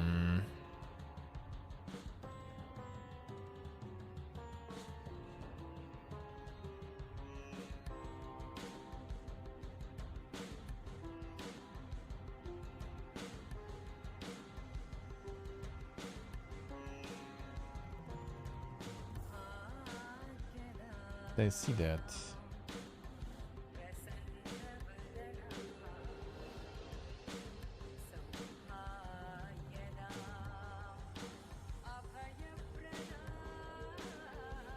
Wait, was it this one?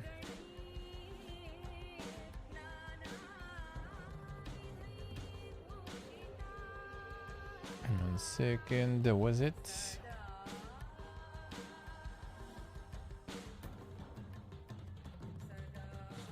Like, I thought they returned it to one of the stores there.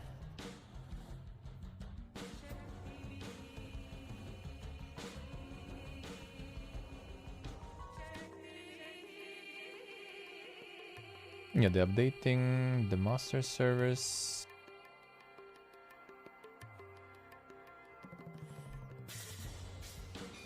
No, wasn't it?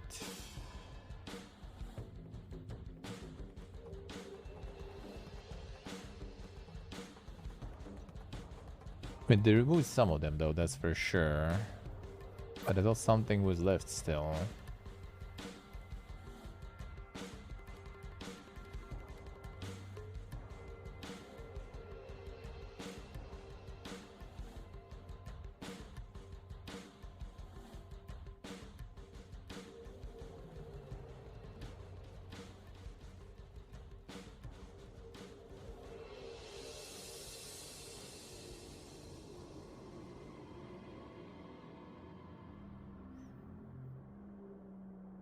No Unreal games there.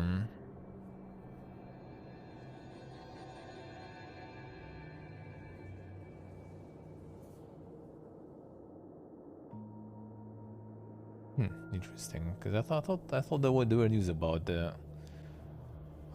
them doing something with it. There is also right now news also going around that they're gonna be presenting something on the GDC or something regarding the Unreal tournament, regarding the Unreal Engine, and I guess Unreal 2 on its own. So maybe that's why. Maybe they're just gonna do some sort of like remaster or something on Unreal Engine 5. I don't know. Maybe. Because I kind of see no point. Why would they remove it? Because like they weren't doing anything with it. Like the latest Unreal tournament thingy was like for free even. Just like do whatever you want with it.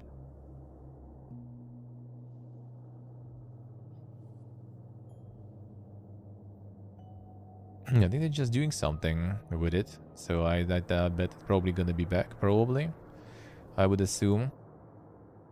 I mean, there's kind of no point not to. Why not? Why not? Yeah, they usually show the... Maybe they're just gonna show the Unreal Engine functionality with the...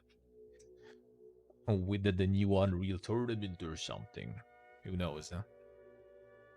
Or just a remaster, because I kind of doubt they're going to be dipping into another, like, multiplayer kind of competitive shooter. With Fortnite still going and stuff. I doubt it. I doubt it. I mean, you never know, though. Maybe they want. Maybe they want something like that.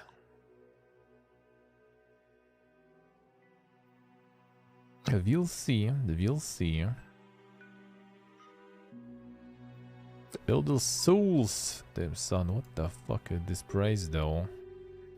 That was like few hundreds on Steam back in the day, I remember. I played like the demo back in the day. Yeah, 21. What? Yuck? What is this? Had devs in chat, I remember too.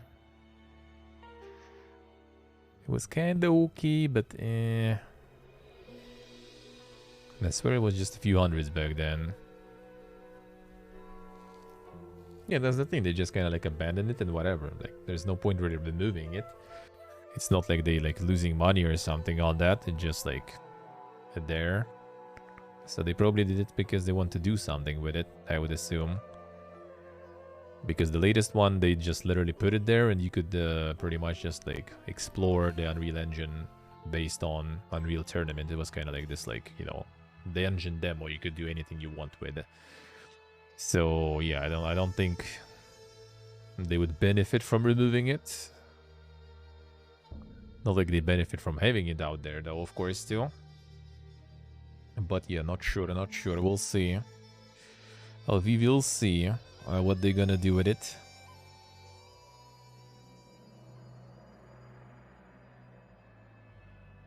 Yeah, the Boom Blaster. Yes, the Floggy should be open already in Epic Store. I mean, I don't really see here, at least on the surface, any crazy PPG stuff. Or some Gigakumer shit, for example. That I don't see. That I don't see.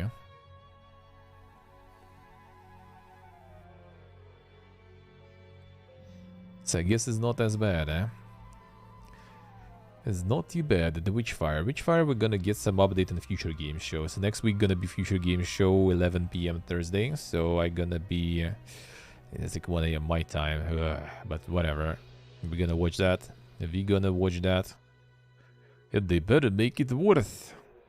Hopefully. That's gonna be on Thursday next week.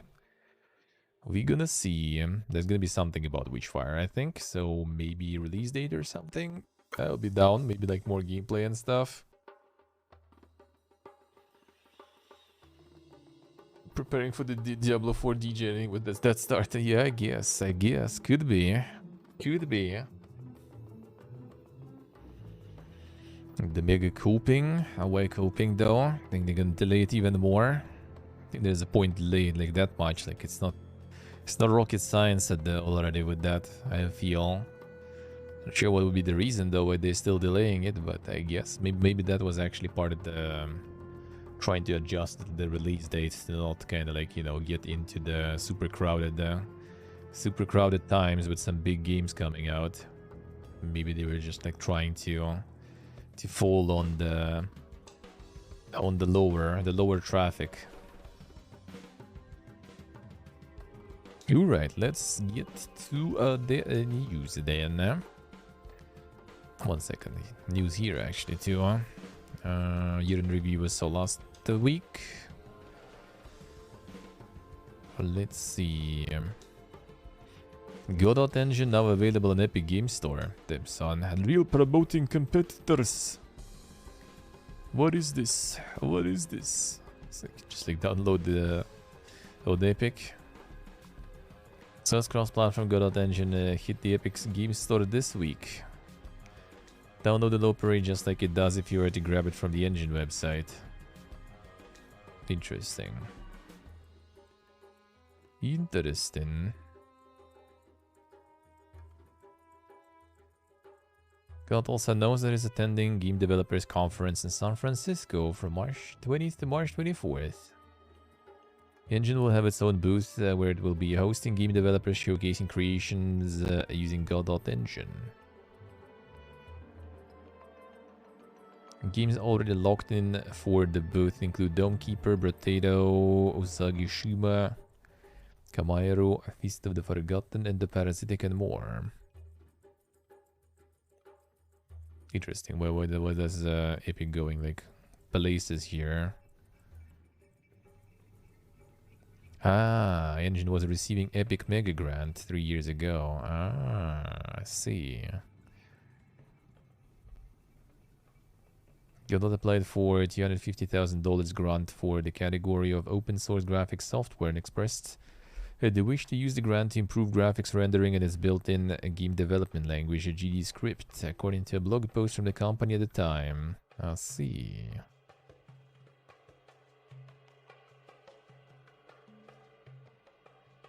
The Godot engine, damn son. I see. Interesting. So they got the grant from Epic. Epic is now promoting them too. Interesting. Stranger of Paradise available now at new price. Wait, it's the second DLC already for Callisto Protocol. Which one the first one? Which one was the first one? Now we got the The death animations and stuff. What was the first one even?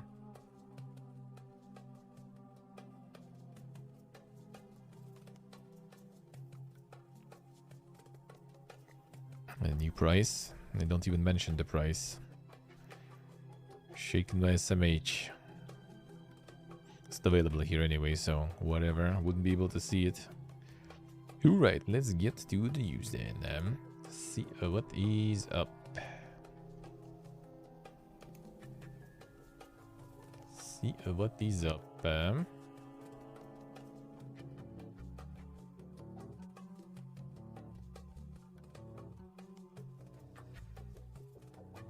Alright, let's go.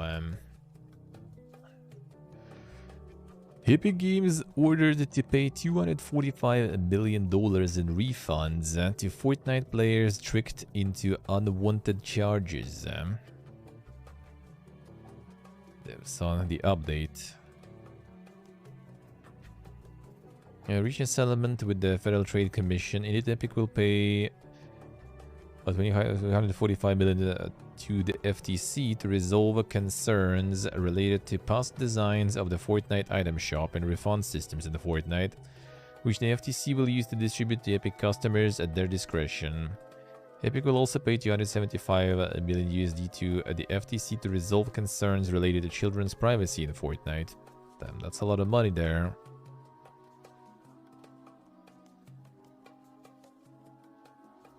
Probably make it in 2 hours. Could be. No developer creates a game with the intention of ending up here. The video game industry is a place of fast-moving innovation where player expectations are high and new ideas are paramount. Statutes written decades ago don't specify how gaming ecosystems should operate. The laws have not changed, but their application has evolved, and long-standing industry practices are no longer enough. We accepted this agreement because we want Epic to be at the forefront of consumer protection and provide the best experience for our players. The past few years have been making changes to ensure our ecosystem meets the expectations of our players and regulators, which we hope will be a helpful guide for others in our industry. Just still like the little remark there that, you know, like it's just the law being outdated, brother. It's not us. It's the law.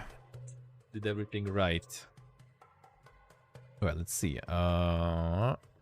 Let's do. I already kind of started with it, but still, gonna do a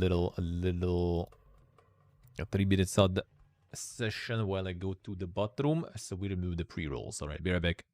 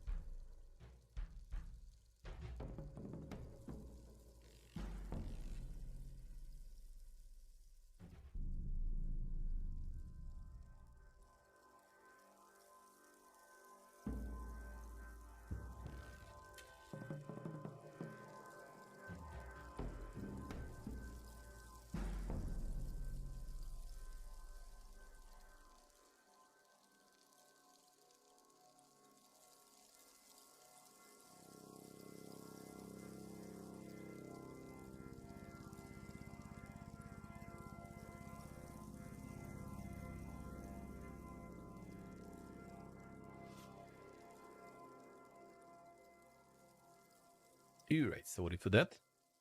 Well, sorry for that. 40 seconds. 40 seconds.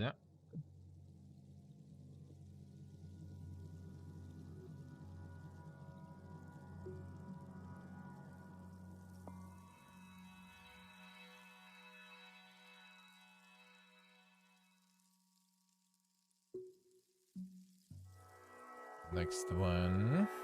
Let's open it up. Wait for everyone to join in. 10 more seconds. 10 more.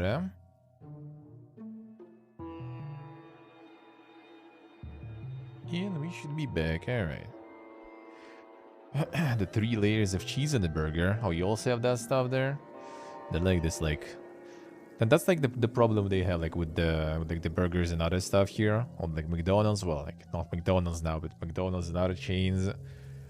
It's like before, at least they were kind of trying to be innovative with some burgers they were trying to do.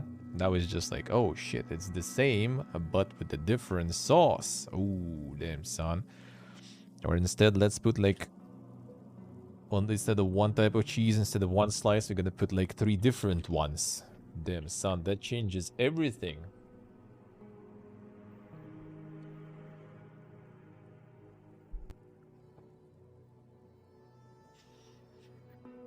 Let's see how fun it is. See, well, I mean, it's not particularly that bad sometimes. Sometimes it's okay. But usually it's just like the same burger anyway. Like, bro, can you like make something new at least? It's like the same stuff, just with more cheese. The McDonald's, for example, here used to do like we had like the local one with rye bread buns with some bacon and stuff. That was nice. There was like the Greek one also that was made kind of like the pita instead of the buns and everything. So it was kind of like gyro, I guess, in a way. That one was really good too. Now the only like different one they have is like the Switzerland version they have for 2 years now, which they just put like some like kind of like fried like cheese patty also inside, which is kind of okay, but it's just too dry actually, than the whole burger, to be honest. Yeah, one with mushroom sauce, I see. Yeah, it's kind of like don't like when they do the same one just with different sauce. Like, come on, dude. Especially since they like just dumping some barbecue in or something. Like, dude, again, more barbecue sauce. I liked when they were a little more creative, you know, with a whole burger. Ghostwire Tokyo launches an Xbox next month with the new Spider's Thread update. Yes, it was like the PlayStation exclusive. Now it's on Xbox. It's gonna be on Xbox. Kind of funny during all the fiesta between Microsoft and PlayStation. PlayStation being the one with exclusives, but nah, Microsoft is a bad one. We don't trust them. They're gonna steal all the games. Spider's Thread update, which will also go live on every other platform where the game is playable too. New Spider Thread game mode to Ghostwire Tokyo, as well as extended story cutscenes, quality of life improvements to new enemies and skills, and more. Interesting. 30 stage gauntlet. Oh yeah. Kick. That's a skip instantly. Insta skip. I'm just getting so much love post release. Why not? Why not?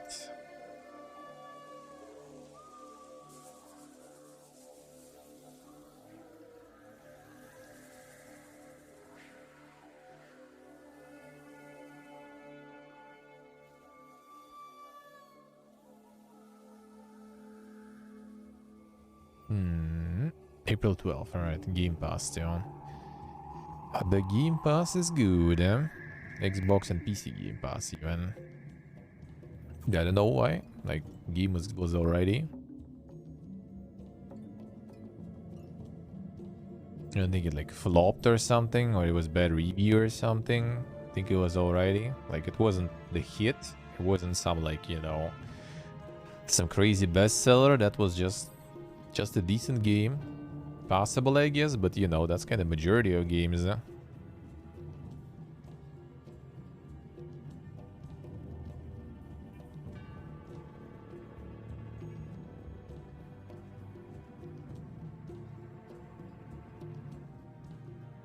Now they're gonna farm even more from it with the Game Pass and everything. Have I not? There are no plans for Diablo 4 on Game Pass. It's awesome seeing the excitement around the Diablo 4 beta and our Wolfpack puppy. We've been getting some questions about Diablo 4 on Game Pass, and I want to let you know we have no plans for that. No plans for that.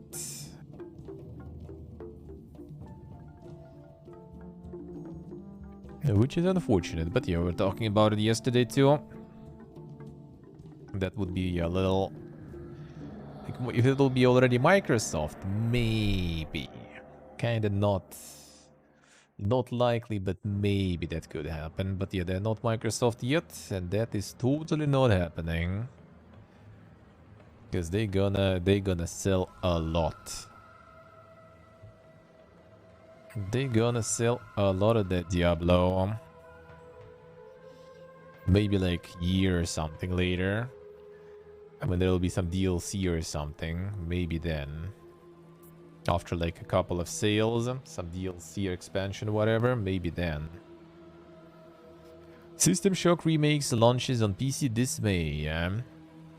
Reimagined Classic arrives on May 30th. Steam Epic Store GOG. PlayStation Xbox versions will release at an unspecified later date. Oh, we'll see. Will it actually happen? Will it actually happen?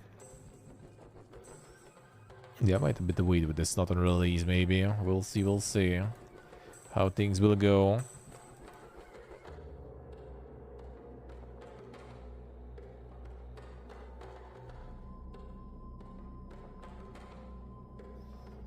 Let's see, stay by say.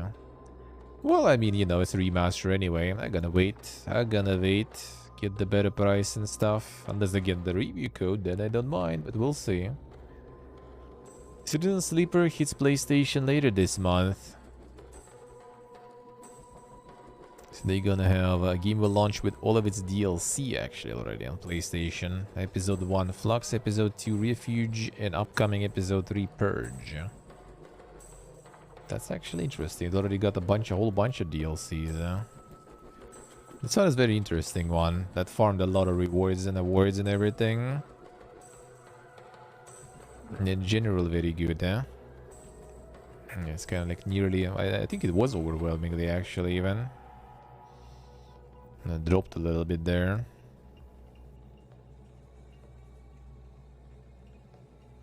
It doesn't seem like it's a DLC, though.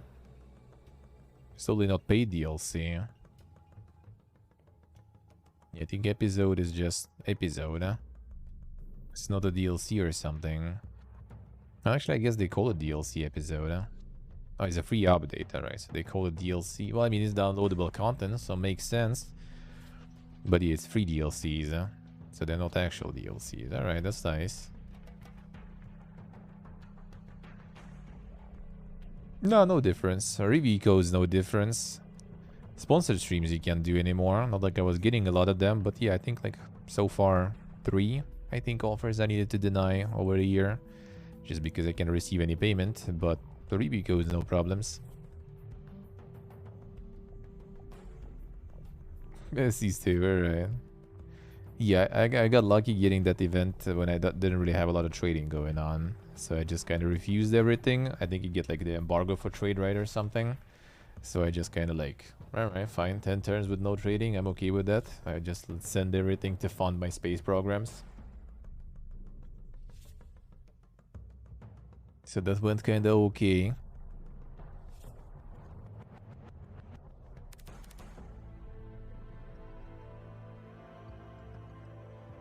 But yeah, this one I kind of plan to play eventually. It's gonna be like interactive book though, but we'll just need to find some good time and space for that in place. And then we're gonna check it out.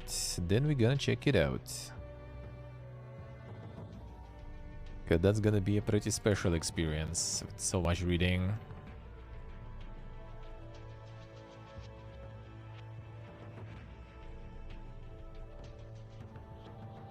The Frog Fiesta.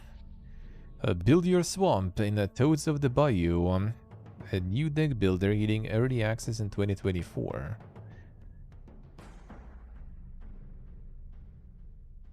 And from the publisher Lies of P and Dreadgear. Alright, there's a trailer. That's what we need to see. That's what we need to see, not the words. Just show.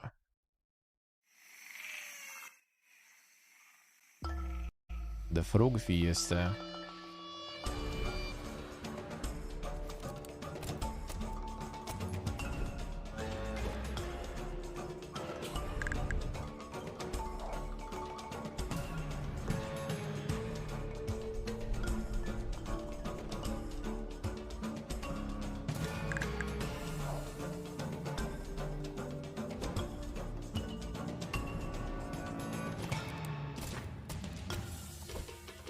Like nothing really happens when he shoots.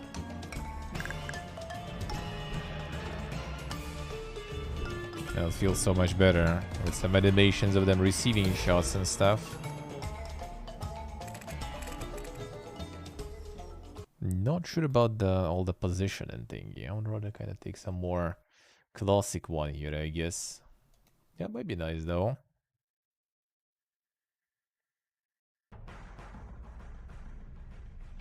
Time to study. In 6 days. Is it 30th of March or something? Still gonna be some time until then, no? A little more, not 6. Not 6 at least.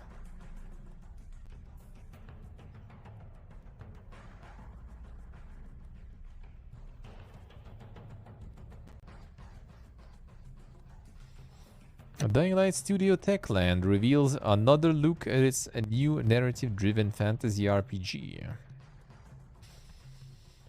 Never stop improving. Our newest game is set to be narrative-driven fantasy epic with an exotic open world that are ready to be explored. It's trying to create a compelling story-focused AAA title that combines and refines the best aspects of gameplay that Techland is known for.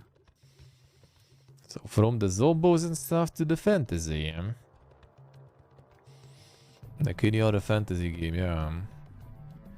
Somewhat. Well, I mean, it does still kind of look a bit, you know, post-apocalyptic, sorta.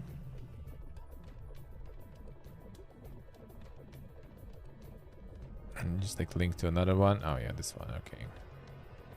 Oh, that was another one. Oh, that was the previous concept art here, right? Now another one.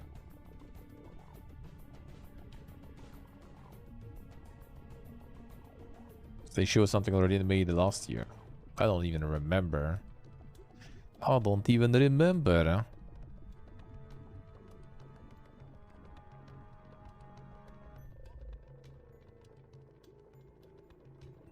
We'll see. The story-focused AAA title. Still untitled game. This one kind of looks a little post-apocalyptic though, kinda, sorta. Like with these buildings, maybe, maybe not. Kind of crumbling stuff, at least, somewhat. Well, I mean, crumbling fucking planet too. We'll see, but the overall, nothing super like special about those, really. I guess kind of like some sort of like Mayan whatever culture in a way, maybe.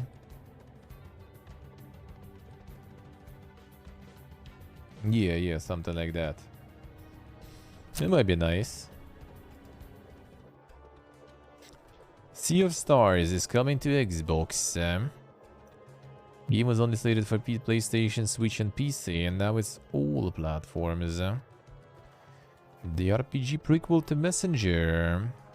August 29th. I might. And the Sea of Stars playable demo currently available only on Switch will make its way to other platforms later this year. Probably like next fest or something, I would guess. Some next fest closer to release. They're probably gonna roll it out there. The Aztec Maya underappreciated, true. True.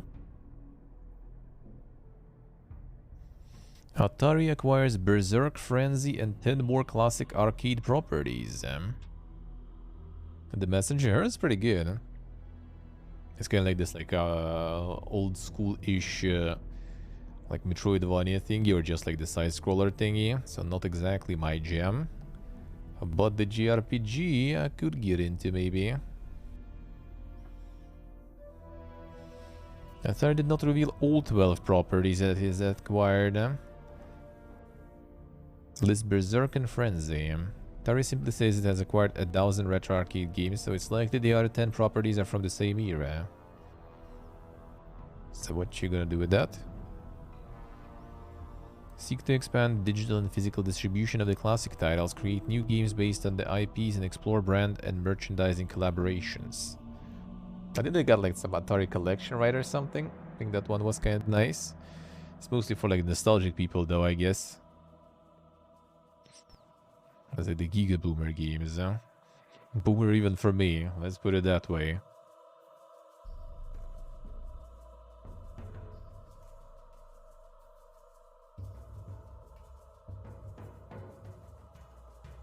Texas Chainsaw Massacre gets August release date, technical test in May. So already in May we're gonna see some Fiesta probably on Twitch. I'm gonna be a lot of people probably playing that one.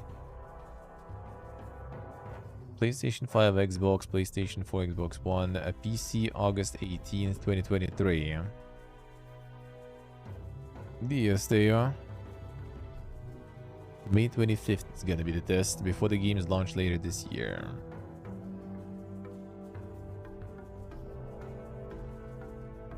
Yeah, another asynchronous multiplayer and stuff. I will see. We'll see what they're gonna do with that one. At least stuff like Friday 13th and everything was just like good for memes, so that's already kinda okay. That's already kinda okay.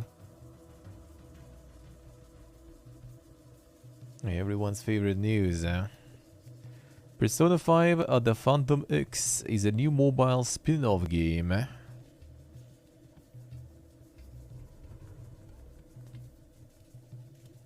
Persona 5 The Phantom X, a new mobile spin-off for iOS and Android devices, will be free to play and feature in-game purchases. Boog! No release date for the game yet. Playtest will begin March 29th in China, as reported by IGN. Visuals and gameplay look quite similar to Persona 5, which isn't surprising considering Atlus, the original makers of Persona 5, are supervising the Phantom X's development. They show in a gameplay trailer. Alright, let's go. What did they do to it?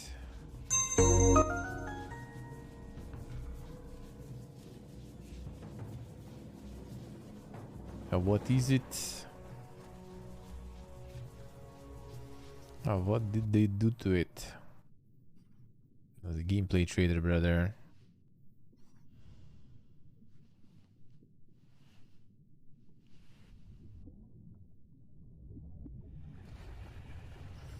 I already put the whale in the trailer. That's a hint. That's a hint. The whale's already in.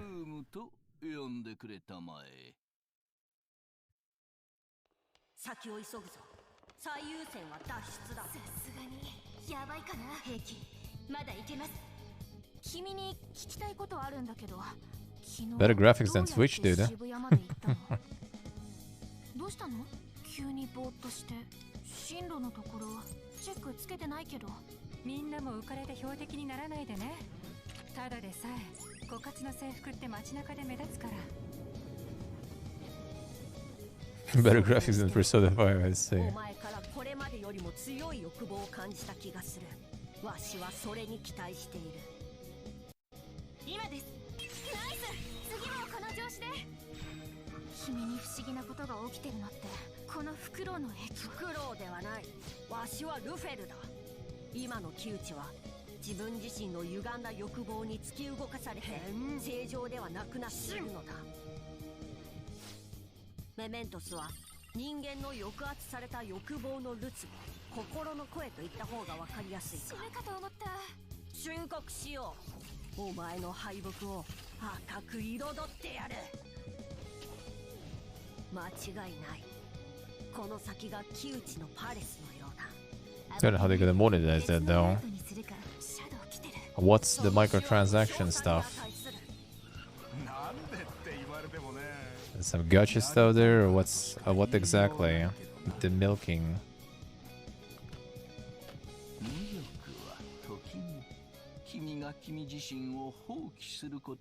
Yeah, developed by Perfect World, so.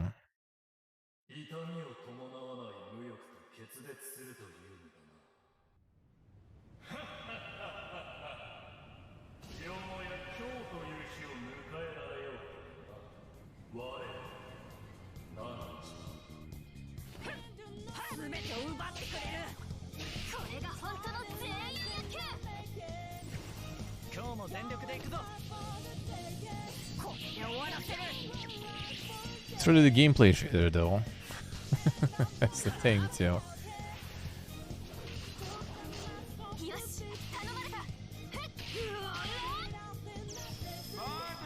I think a lot of stuff before was just kind of like pre-renders or something maybe.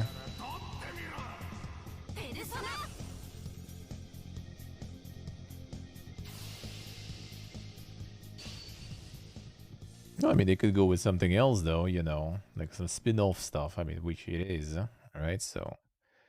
Could be, could be.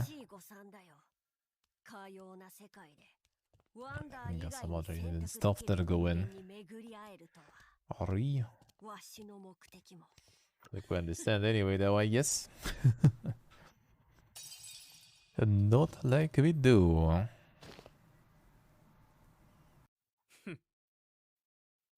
I'll run mobile devices. Taru.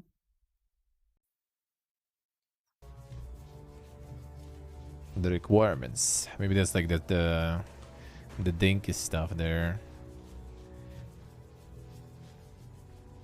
On the best quality there.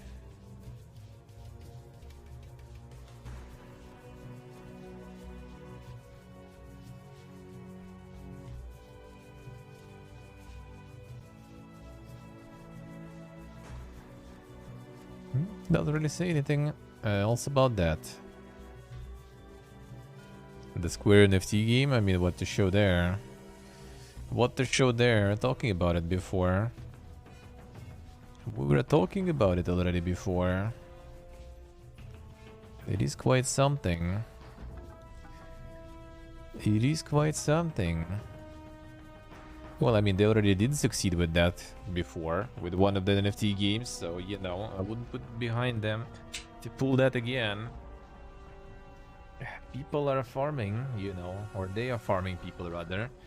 Even though I guess they succeeded back when it was a little more, like, not on the peaks, but not as low as it is, I guess, now. So we'll see. Don't see the 7TV stuff? I don't think I do. Think I do. Oh, you mean on the screen? Yeah, that's actually true. Or... Nah. No, I think it works. I think it does. I think it does. And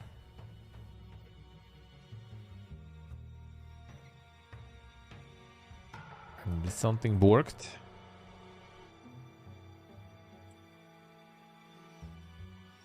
Frontier published Lemnis Gate, shutting down in July.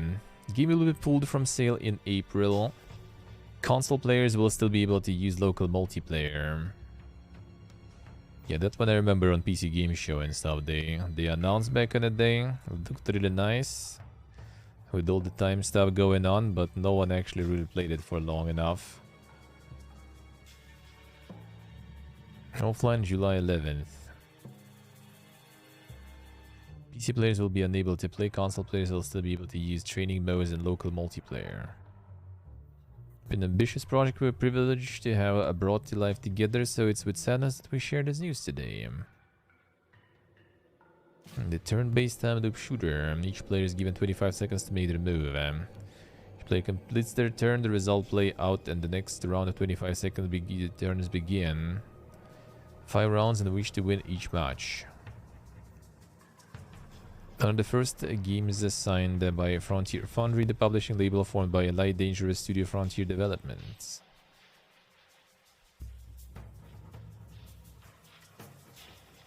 Back in January, Frontier announced it was reassessing the future of this label and has no plans to release any Foundry titles in the next financial year. I see. Another one, a gun. Ignore this hello. Unlucky. At least interesting concept and everything, but yeah. Didn't go that well.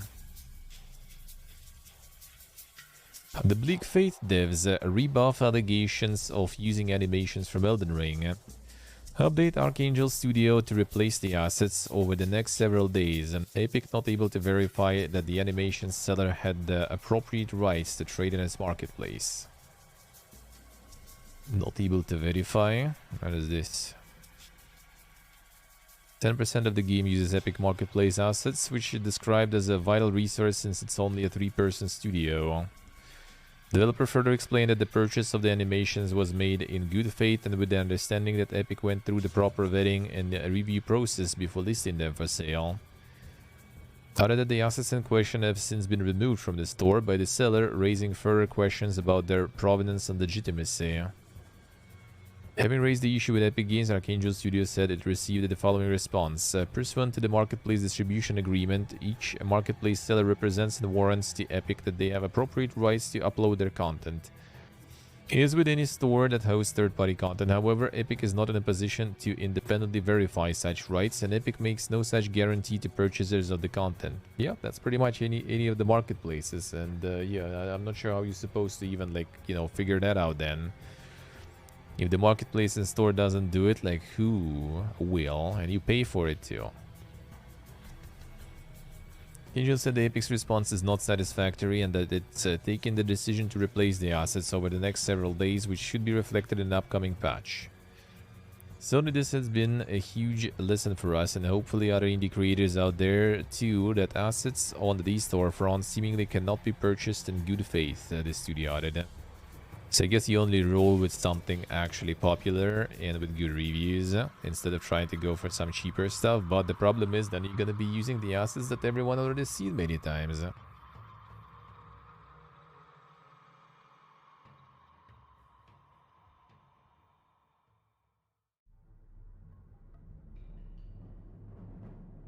These animations and in other games, well, I mean, that's the thing, because they did that, could be that just a part of the assets too. That's the thing. It could be. The assets have since been removed from the store by the seller too. Very dishonest from them. Well, I mean, it could be. Sure, that could be all a bunch of bullshit. Could be. But that is the legit issue though. Like, Epic doesn't check anything. They could literally just upload that stuff in and all good, and everyone will be fine with that. Elden Ring uses the same animation. I mean, it's the same engine and stuff too. See, Epic Response even says that they don't give any guarantee and they can't verify anything. So, like, if someone gets like some copied animation in the Epic asset, like, the Epic can't really do anything about it. They're not gonna check it, so it's kind of like on you, I guess, to verify each asset, and that's kind of like probably not super feasible. It is indeed kind of sus though that, like, yeah, the assets just like disappeared since then from the store. Yeah, not sure. Not sure if they came up with some proofs or something of that, if they show, you know, the receipts that they bought those assets and everything.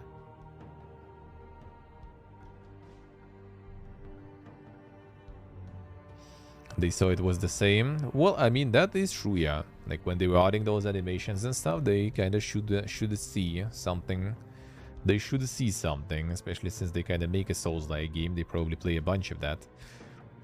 They probably played a bunch of that there. Like I, for example, haven't played Elden Ring and haven't played Souls-likes in a long time. Well, Souls games in a long time, so maybe I could kind of miss that. But when you're making the Souls-like game yourself, very inspired, probably would be able to notice that, most likely.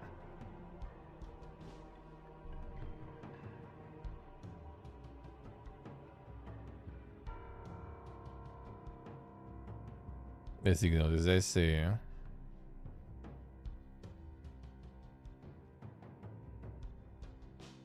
And the same FX even, alright. A business as usual, selling the assets. Well, I mean, yeah, that's how it goes. There's a lot of stuff nowadays with just like, you know, like either like some AI generated stuff or like stuff that's just like yanked from somewhere. Just put it in store for cheap. No reviews, nothing, but you know, it's cheap. So let's go. Let's buy this asset pack. I mean, you know, like to be honest, like the FX and everything in other games, right, including Elden Ring, might be actually an asset from somewhere else, right? So like especially with FXs and everything, you could be just like, oh, it's the same sound as in Elden Ring. Oh, nice. So they also use the asset packs and stuff, which I mean they obviously do, and you just use it because, you know, it's an asset. They used it. These guys used it. You know, what's the problem with that? So you just might kind of assume. With animations, it's a little bit more tricky, I guess. But with sounds and stuff, especially some like a small FX, easily. Like we played, for example, the Oni game, right? And there was this like yaw sound from Naruto games, exactly the same. And I mean, you know, game didn't get any shit for that or something. So that's probably some actual asset. Maybe not, maybe even free asset, not sure, or maybe bought one. It's like with sounds and stuff, I would say it's kind of like more wonky. With the animations, I guess. And again, you could also kind of go in and like, oh, they did the asset just like there, so they also bought assets. There's the thing, because all the developers buy assets of different kinds. And the fact that they say they only had 10% of the assets, that sounds not sure about that one. Usually it's way more. Yeah, FromSoft uses stock sounds indeed. Yeah, exactly. Like you can just like, you know, you can just buy some asset pack, right? And you just be like, oh, it's the same stuff I saw in another game, so they also bought the pack or something. And that's fine. That's how development goes. Huh? But then it sounds, then you kind of like, oh shit, they didn't buy that. They made it, and someone else sold it to me, you know. So yeah, I wouldn't really like go in the position by you know, like definition that they are like in the wrong here and lying. Hard to say. There should be receipts though, they bought it, and Epic should maybe confirm it, like, yo, these guys bought it, and the store is now already gone. But I mean, I don't know, maybe they did provide some proofs. Doesn't really say anything here. Epic did respond though, so they didn't say like, yo guys, you didn't buy anything, why are you lying? So I guess they maybe did actually buy something. The 5-head move would be to yourself, sell the yanked assets to yourself, and then kind of like pretend, oh man, we just bought some stolen shit, and then at the same time get like the tax deduction and everything because you spent those money buying assets and everything, you know, from yourself. The Giga 5-head moves there. But yeah, I doubt it's gonna be that, it's going that far. That's like some tinfoil head shit there.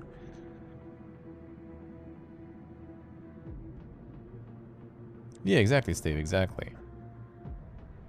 Like, someone could use something like that and then like, oh shit, you know.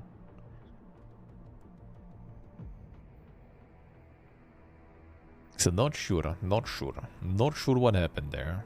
But I'm pretty sure like nowadays with all the assets, how widespread they are and everything, you just kind of like assume that, you know, it's like Elden Ring is like huge studio, right? They most likely, like From Software is pretty big.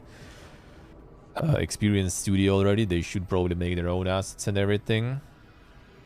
But I mean, yeah, they use the stock sounds. Why can't they use some like stock other things, for example? See, if there will be like, if there is a proof at least that they actually got the assets, bought the assets, then yeah, no questions asked really. They either got scammazed or something. They put the AI in the equation. Yeah, exactly. Exactly. You get like AI or something, it's gonna just make the asset story is gonna go brr. Yep, they will. I mean, they already kind of go in. Like you go to like the game dev subreddit, for example, there's like almost every few days there's like some post with someone just like offering a bunch of AI generated assets for free, or like, you know, just link to the store or something. There's a bunch of piece of software now also that like already instantly generate everything you need to add, like for textures, for example.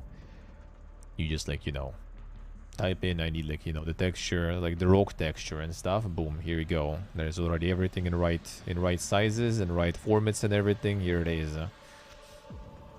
And then yeah, then later down the line, someone like, oh shit, I saw that in this game, and then boom, drama fiesta. Gonna be interesting times, man. Gonna be interesting times.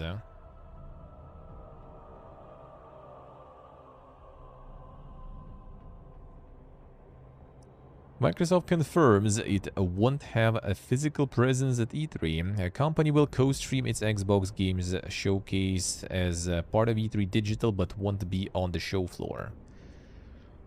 That we're gonna watch. That we're gonna watch. So I think still there is only Ubisoft. Yeah, confirmed the presence. And that's pretty much it. And that's pretty much it.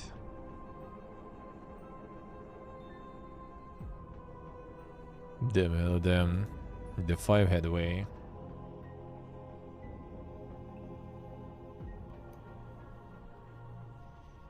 The insane 5-head AI.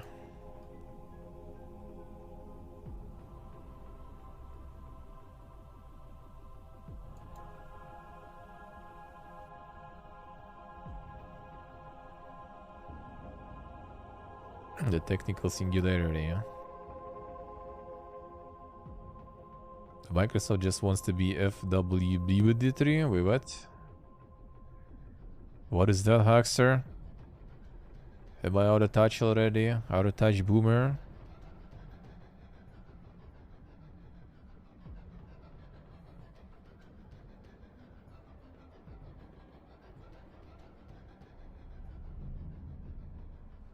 The holo or mental fill, yeah.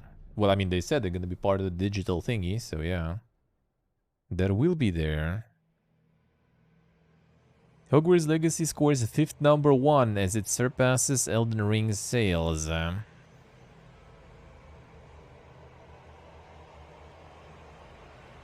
Another week at the top of the UK box charts, despite sales dropping 31% week on week, and it's still huge.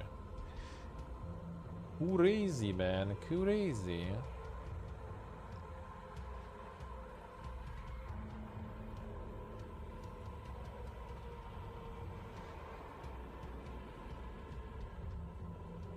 Still ahead of FIFA even.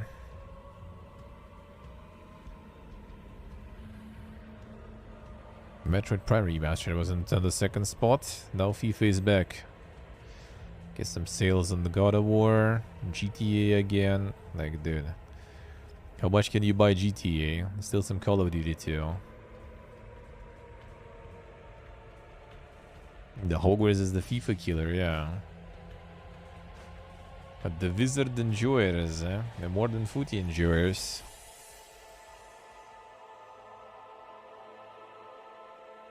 Lightyear Frontiers early access launch delayed. Developer Framebreak said it can't commit to a launch window for now. Yeah, it was the Mecha Star deal. This one ain't happening. No launch window. I thought already like they showed the announcement, then I think on another show like a year after or something they showed a bit kind of more of it, and still nothing. And still nothing.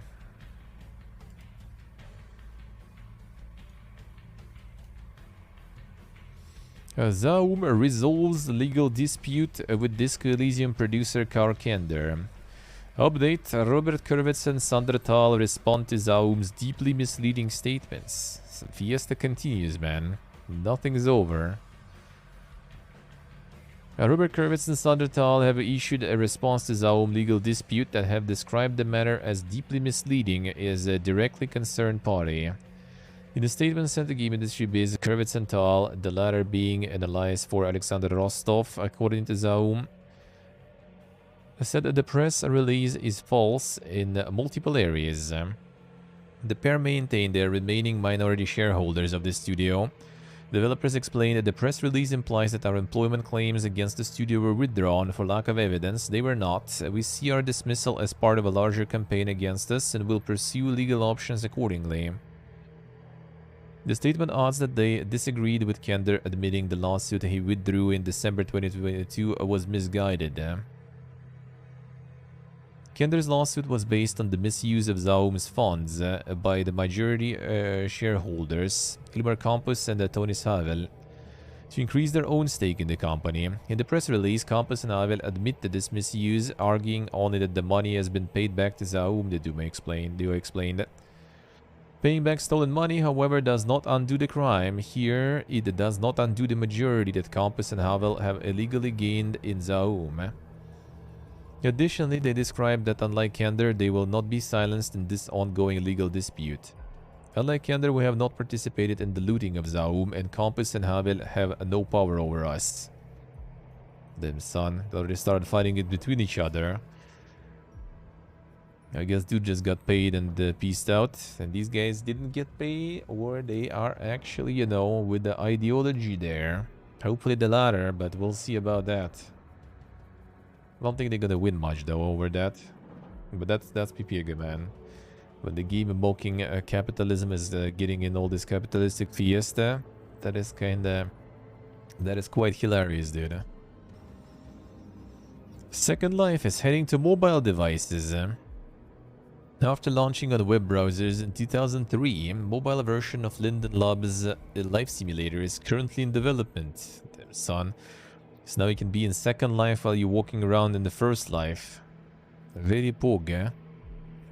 Very pog, eh? You can work in the Second Life while you work in the First Life. The min-maxing. The min-maxing. Second Life is still alive, yeah.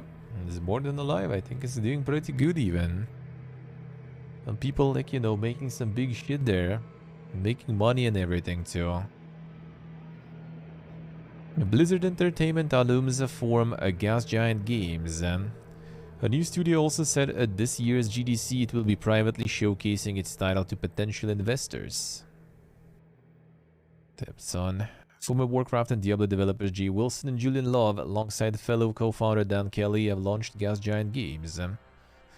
Wilson will take on the role of design director, Love will step into the position of creative director, and Kelly will serve as the game studio's chairman.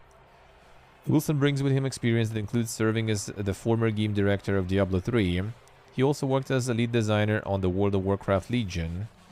Yeah, that kind of compensates. Like Diablo 3 kind of A Legion, I heard, was the saving thingy back in the day from the despair. Throughout Love's career in the games industry, he served as a principal combat designer on Diablo 4 and was previously the lead technical artist on Diablo 3. Kelly's work history includes a 5-year stint at THQ as its senior vice president of business development. He also held the position of director at the Walt Disney Company. That was on the Gigacorp, eh? Studio developing a new action RPG for PC and home consoles. Mobile versions will be evaluated. Additionally, Gas Giant Games is poised to give a private presentation of its title to publishers and investors at GDC next week.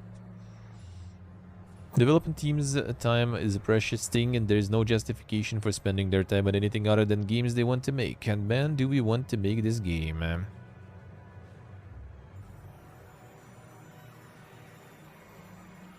But still go to GDC. Gotta farm the investors. Gotta get that corp money. Well, I mean, those like 2 dudes from Riot that made their own studio got 50 mil dropped on them, so that sounds like the way to go, dude. That sounds like a good way to get some games going.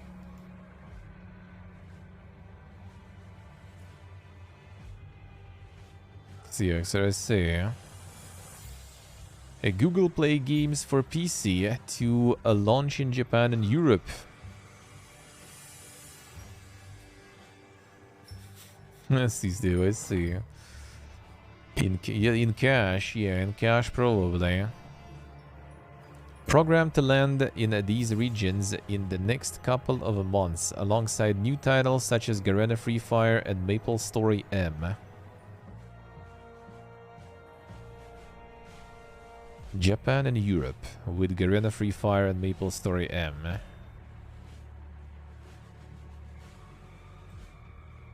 Google Play games for PC.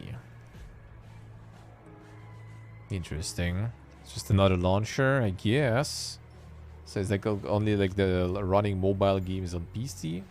Or is it like the PC versions of those mobile games? Not sure. Well, I mean, since the M here, then I guess it is actually mobile stuff. So you'll be able to get like the store and play it on PC then.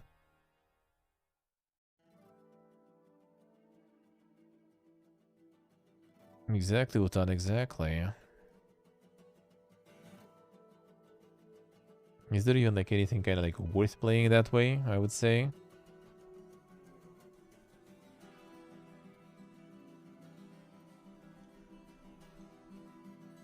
FBI issues warning over fake games stealing cryptocurrency. The law enforcement agency also provided users tips to protect themselves from fraudulent activity. Monka is...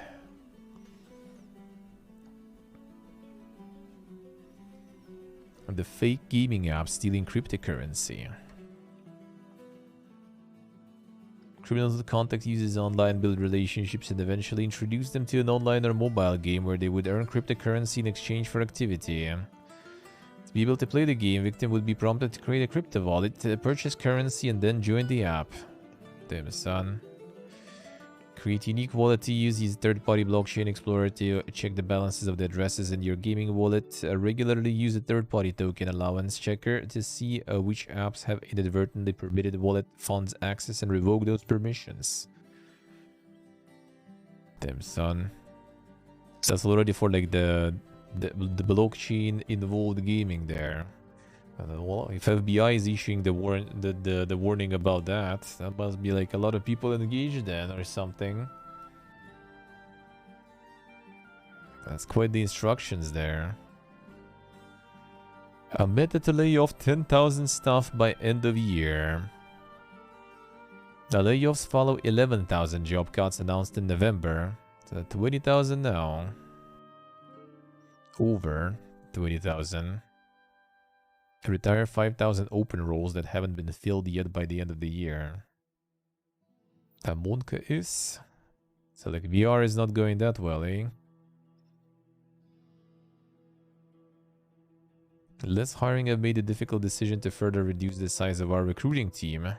So it was all HR, they hired like 10,000 HRs or something.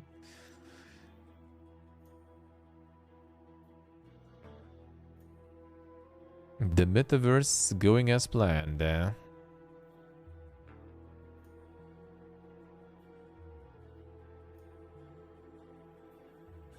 Relevant efficiency timelines include targeting this summer to complete our analysis from our hybrid work year of learning so we can further refine our distributed work model. We also aim to have a steady stream of developer productivity enhancements and process improvements throughout the year. Productivity enhancements. Damn son.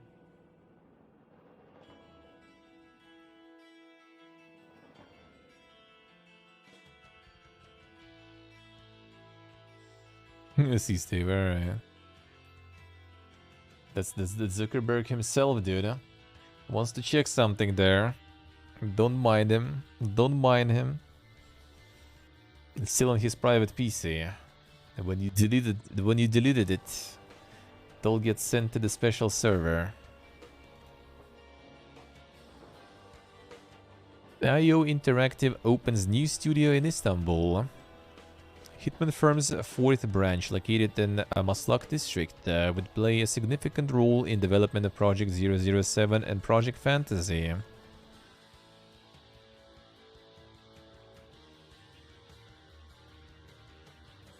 Interactive has announced and opened the fourth studio. Moving to like Turkey and like ex-Soviet Union countries now is like a Giga 5 head move. There's like so many IT people who pieced out from here to all those countries.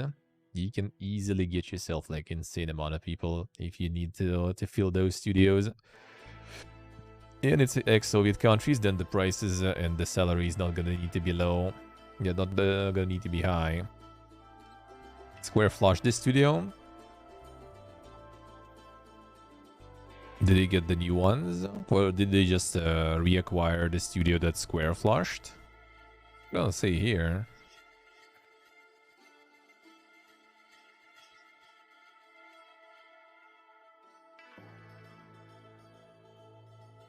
Alongside several other tech businesses. Establish a foothold for AAA development in Turkey. Team will play a significant role. I mean, they probably like rehired a bunch of people though, who were kicked there. Soviet workers 75% off. Playway and CD Projekt do it. Oh, that's on a whole different scale though. Even though I guess IT people are kind of like trickier though. Well, to be honest, like IT people who ran from here, they are like more, you know, how do you say? They are more agreeable to different terms, especially since a lot of them moved from here to other countries while still kind of working here remotely. And local authorities are trying to make that, you know, harder, so people return back home. People don't want, so people will be ready to even not very great terms, just so they can stay and not return.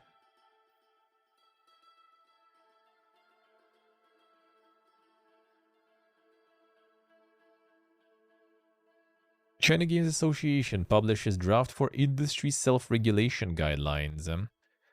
Document details 11 requirements before games can be distributed in China. Local games firms have until April 13 to give feedback.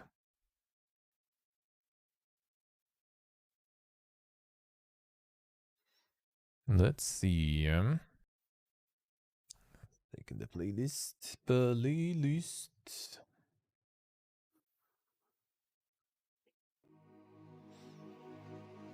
There we go. Let's see, 11 requirements. Dozen Chinese game companies involved in writing up these guidelines, including Tencent, Perfect World, iDream Sky, tech firms such as Huawei Technologies. Draft was released via the association's official WeChat account. Game companies in China. Okay, what was the requirements though? There's the requirements. Essentially cover a range of do's and don'ts that address concerns such as gaming addiction and excessive consumption, protecting minors, user privacy violations, counterfeiting, copyright disputes, and more. Other examples include forbidding games from leaking state secrets. They're not gonna let War Thunder in, seems like.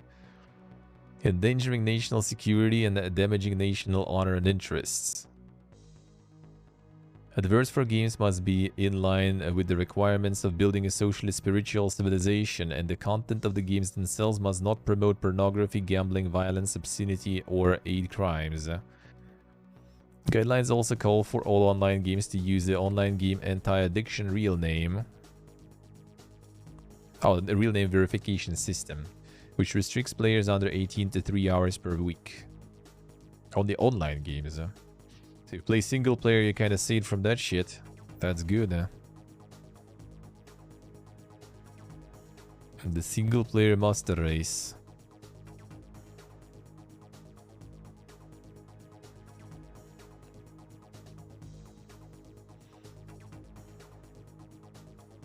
Yeah, it seems like kind of more of an online restriction though then. Them self-regulations, man. Self-regulations ever worked? I mean, there it kind of could, I feel. There it kind of could. The self-regulate single player, yeah. Just make it work. Make it always online. Classic. West already did that. West already did that. A Wandering Village developer launches publishing label. Stray Fawn Studio co-founder Philomena Schwab will oversee the new division. Damn son, did it sell that well? Insane. Since the establishment in 2016 has developed and co-published titles such as Nimbaris, Space Drone Constructor, Retimed, and Niche, a genetic survival game. Studio's latest title, The Wandering Village, has sold over 200,000 units since its Steam Early Access release in September 2022. Not bad. Leading the new publishing division will be Stray Fawn Studios co-founder Philomena Schwab. Now we can finally get started and support other devs on their journey. We're hoping to create a transparent, understanding publisher where partners can benefit from each other and grow together. But it's also didn't do that bad, I see. The first title that the label will publish is Earth of Orin. That sounds familiar.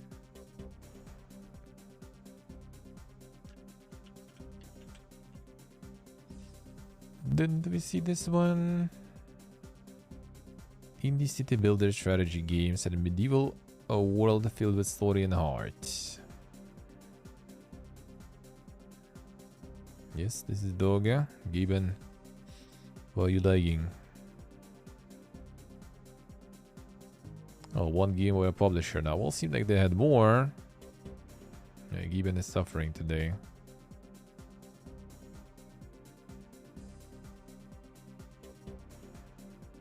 Gibbon is in pain.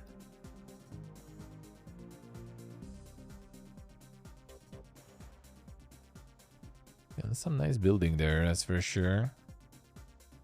And the trebuchets and stuff. 10 out of 10 already.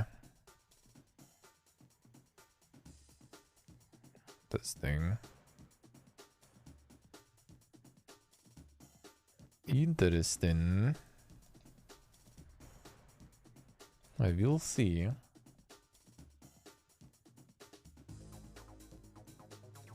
And another one. Former Blizzard leadership form Magic Soup Games.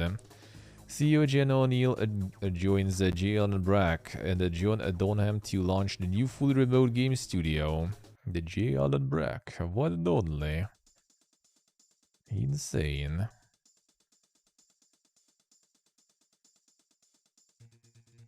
Fully remote company. Step in the role, O'Neill, step in the role as CEO.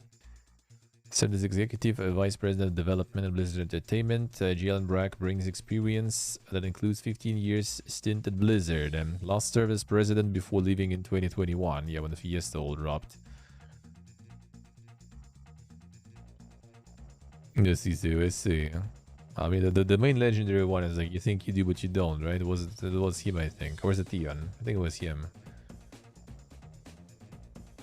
Donan's professional career includes working as a chief of staff and vice president of special projects at the World of Warcraft maker. Most recently served as general manager of gaming at Amazon. The Amazon Gaming. The legendary. Similar ideas about the types of games we want to make, and we're tightly aligned on company's goals and principles, so this was a natural fit for us. Now the quality of our games will be a reflection of our team culture. We're doing the work up front to make sure we are fostering creativity, fully remote collaboration, and a diversity of backgrounds. Oh yeah, the O'Neill was the co-lead of Blizzard for the time being. Yeah, due to pay disparities. We're paying her less after saying that they're gonna be fighting the pay gap and everything, the salary, the wage gap. Cool story, brother. UK government increases tax relief support for video games, but now relief is just on goods and services used or consumed in UK. Oh damn, poor Rockstar is not gonna be able to get millions back. Shaking my SMH. The UK government will replace video games tax relief with more aggressive support under the name Video Games Expenditure Credit. News came out today with a spring budget announcement, which also confirmed the rise of corporation tax to 25% from next month for companies with over £250,000 in profits. The new games credit will have a rate of relief of 34% on 80% of qualifying expenditure, which is up on the previous rate of 25%. However, expenditure made in the European Economic Area is no longer counted in the relief. Now qualifying expenditure will be only on goods and services that are used or consumed in the UK. To offset this, there is no longer a cap on subcontracting in the relief. Previously, there was a £1 million per game cap. The eligibility requirement for the video games expenditure will require a minimum of 10% of expenditure to be used or consumed in the UK. VGC will begin from January next year, and to give companies time to adjust, there will be a transition period. Titles that are still being developed from the start of April 2025 may continue to claim the existing tax reliefs until April 2027. It's quite a delay there indeed. Case game development sector generates annual tax revenues of £1.2 billion for the Treasury and contributes to £0.9 billion to UK GDP annually. The Dr. Richard Wilson, OBE, the CEO of trade body TIGA. TIGA is delighted to see the headline rate of 34% for the video games expenditure credit. The Tiger Mafia has campaigned for a higher rate of relief for many years in advance of the 2023 budget. Tiger is also very pleased that the video games sector is viewed as critical by the Chancellor. We look forward to working with the government to make new video games expenditure credit drive growth in studios, the sector, and the wider economy. How's the Rockstar gonna do it now? How's the Rockstar gonna live there? I think it was about the Rockstar back then. There was like a whole investigation that they were just getting like the tax relief and everything. Pretty big one. The poor indie studio, man. The poor indie studio. Oh, see, they only get discount on things they like pay for and everything in the UK. So like if they are not even there really and just have an office there and don't do anything much in that office, then they're not gonna be able anymore. Unless they will start moving there now or something. Which, looking at what other gaming companies do, everyone is trying to like cut all the ties with like the Europe and everything, because I guess it's just easier to run their business somewhere where people don't have unions and stuff, you know. Turned out that was kind of easier for them by the looks of it. Atari and FIG launch Atari Game Pool to fund future titles. Crowdfunding campaign will offer backers the chance to receive payouts based on the success of the final games. I thought that was already the case though. A video game division of the Republic platform launched the Atari Game Pool crowdfunding campaign. The pool... Oh, okay, so the crowdfunding now for this one. Because FIG is a thing on its own. Let me see.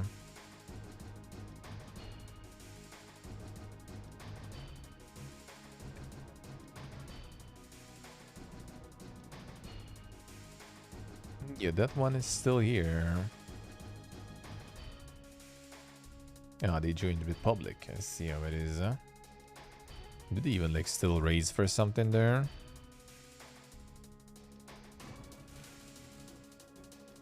Yeah, they had the pillars there. Oh, the Amiga console, alright. Oh, Marauder actually was there. Huh. Interesting. Homeworld 3. Kind of low-key actually like fundraise for some stuff here. Interesting. Is this Marauder? Yeah, they didn't actually finalize the raising there. She was bad, man. 93%. Unlucky. Estimated release January 2022. Yeah, about that one. Oh yeah, I guess they tried in 2021, so there was no like betas or anything yet, so...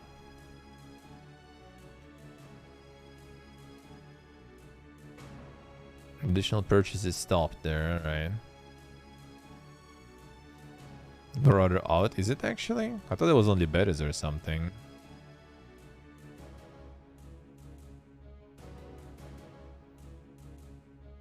I think so. And then they posted updates only until 2021, then they just kind of disappeared.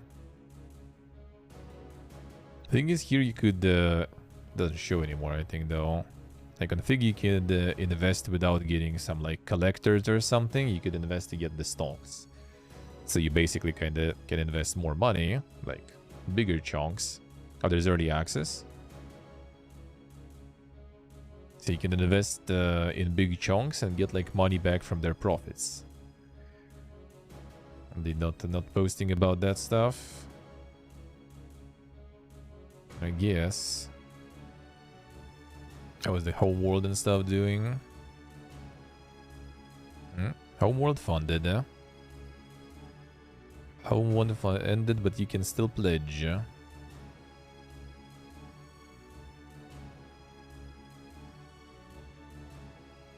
Digital copies, complete collection, collectors and stuff. So I guess maybe not all the games have that option. Where you can go invest. Yeah, the Amico also was there. Yeah, they funded Amico also. The Intellivision. That I'm not sure. Was that one out already? I remember that was getting delayed a lot of time. I'm not sure if they in the end kinda got it out. Yeah, like the family friendly stuff. That one actually was still doing. Oh, I don't remember actually, Sok. I was looking into it. I don't remember exactly what was there happening when it fails to raise stuff. It's interesting though, now that I saw.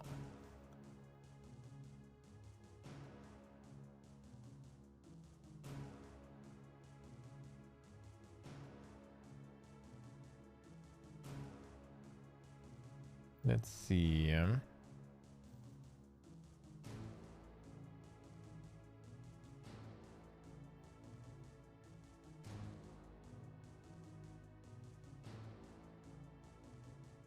Yeah, they had like some dank peeps at the start there.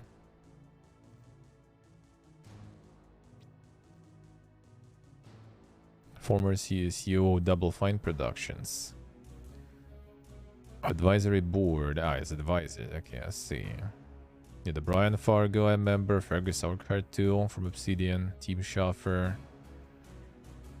Insane. Clive Blazhinsky. Damn son. One and only.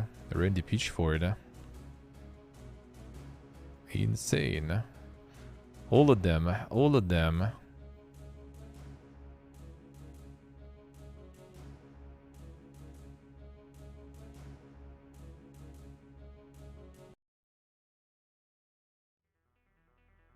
I don't. No, game is funded. Yeah, it actually shows. Yeah, the Outer Wild. Oh, Outer Wilds actually too. Damn, really? Didn't know.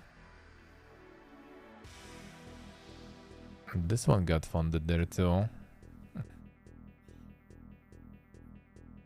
Psychonauts too also on that one. Damn son. Shane, Silent Bob. The Rock Band didn't go that well. Starship the Tower.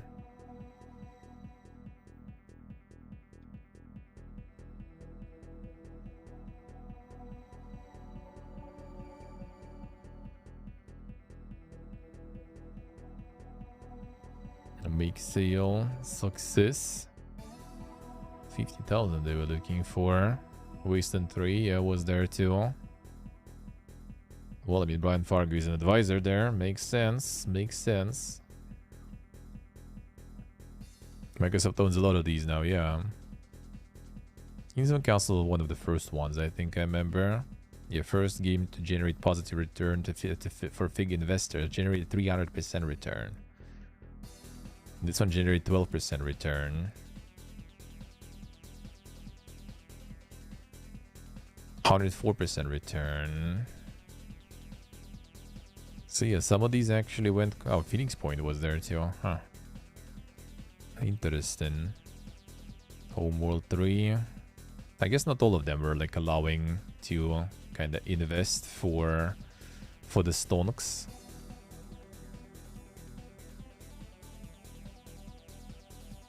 It only says like how much they gathered and stuff. So maybe no... Oh no, this one also. Oh, Outer Wilds actually had the return there. Huh. 220% return.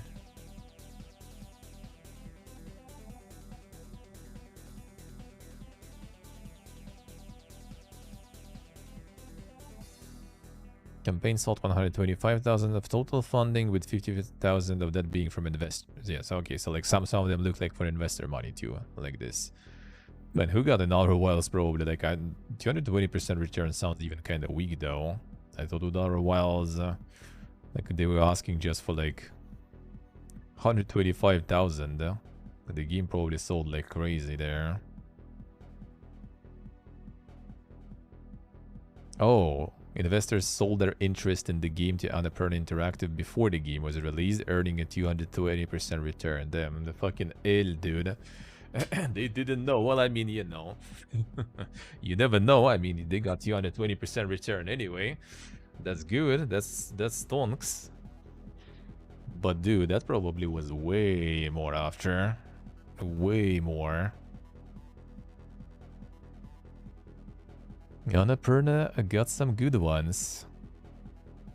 No, interesting. Yeah, I didn't even know that it was still kind of going ham that much. Funding and investment.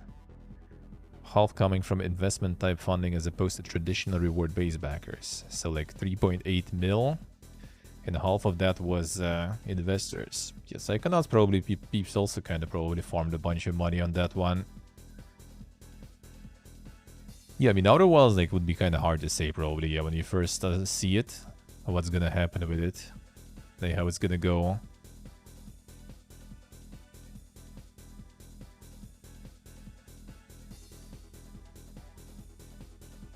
That's interesting.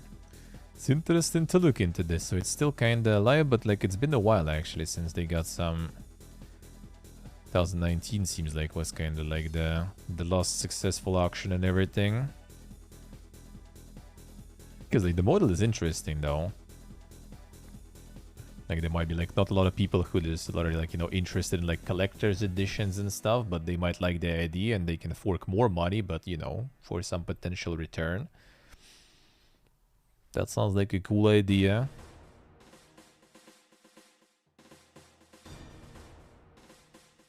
Yeah, it got integrated into the Republic.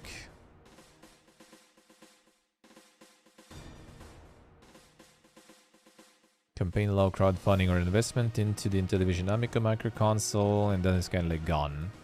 Alright. Let's see, so okay, see.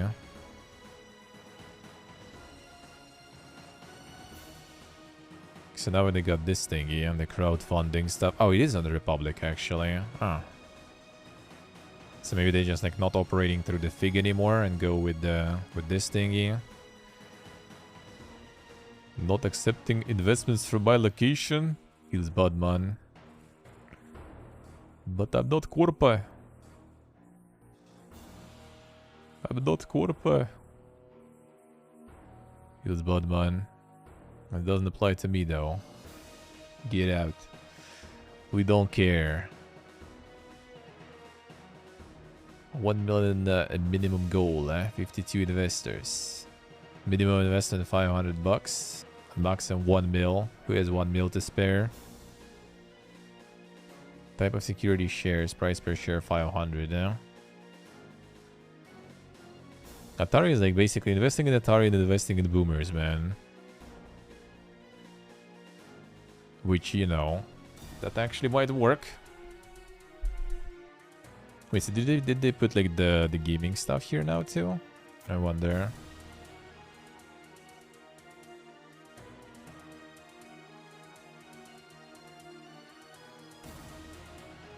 Oh, some beer and stuff there.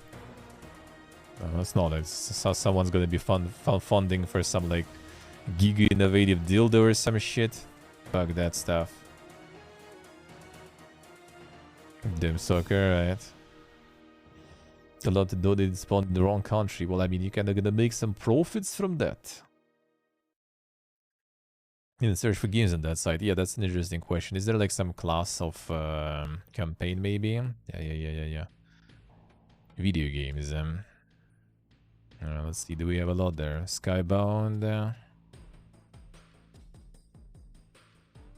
Yeah, the Fig portfolio shares there. Our game pool grid. Yeah, not really much by the looks of it. Hey, Kirello. Television Amico. See, they still were kind of like doing all that stuff through Fig, yeah? Okay, surprised it's kind of like... Well, I mean, in general, I feel like the site doesn't exist for you, right? Like the crowdfunding for video games in general kind of like calm down a bit. Like Kickstarter is like the full tabletop galore now already.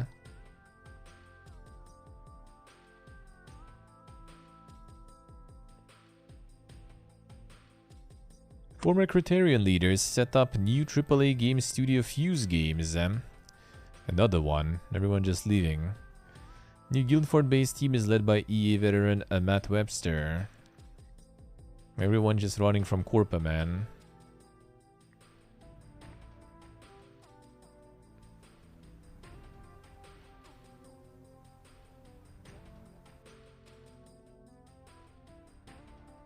She's in process of finding an office in Guildford and will adopt a hybrid working approach. First game will be AAA console and PC release, but when asked if it will match the games Criterion is famous for, racing titles such as Burnout and Need for Speed, Webster isn't giving anything away. So no info yet. The team currently consists of 17 people for AAA planned. I will see about that one. I guess it's just currently. Everyone's just piecing out from the big corpus, man. That sounds good though. Like if you're like that's also kind of something to think about for your like future and stuff, you know. Like you go to the Giga Corpa, you suffer, at least for maybe somewhat reasonable, you know, money. You get yourself like a portfolio for the future for that suffering.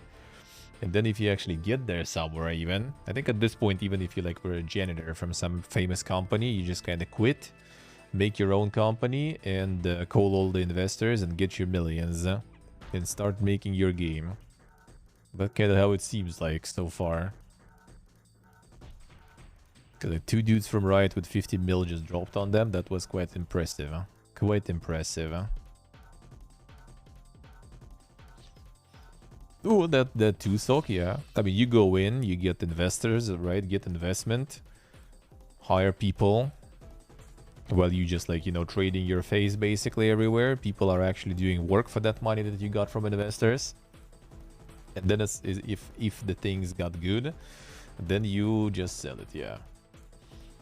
You can also get publisher, you know, to help you with the game and stuff. And then at some point you just sell it. Done.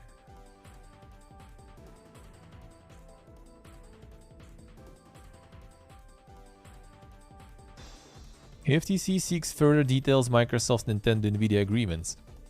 A commission alleges that the tech firm may use the 10-year deals to justify its acquisition of Activision Blizzard. And that's what they do, to be honest.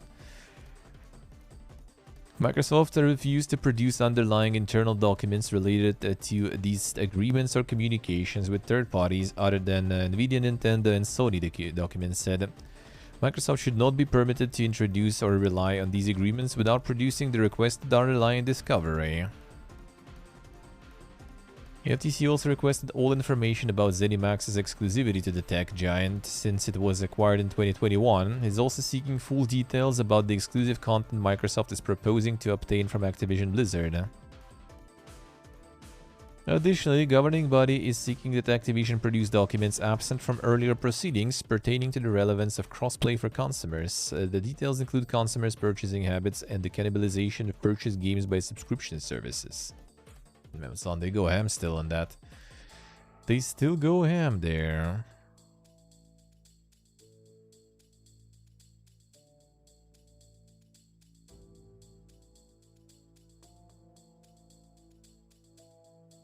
PC and console global gaming dipped to 92.3 billion in 2022. US and China alone made up 48% of the global market share for consumer spending.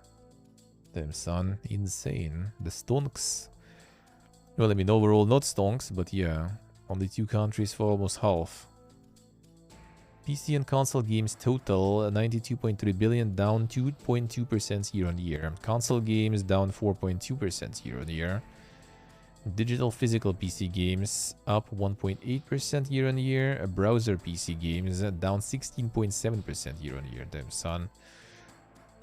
We don't want to play browser anymore, huh? Get out, get out.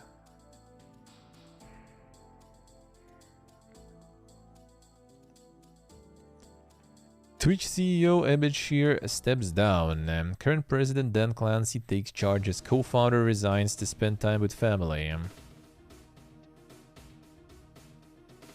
Never had more confidence in Twitch's leadership in all our people and in our product that I do today. That's a big cup, brother. For many years I truly felt Twitch might die without my guidance and input. Alright.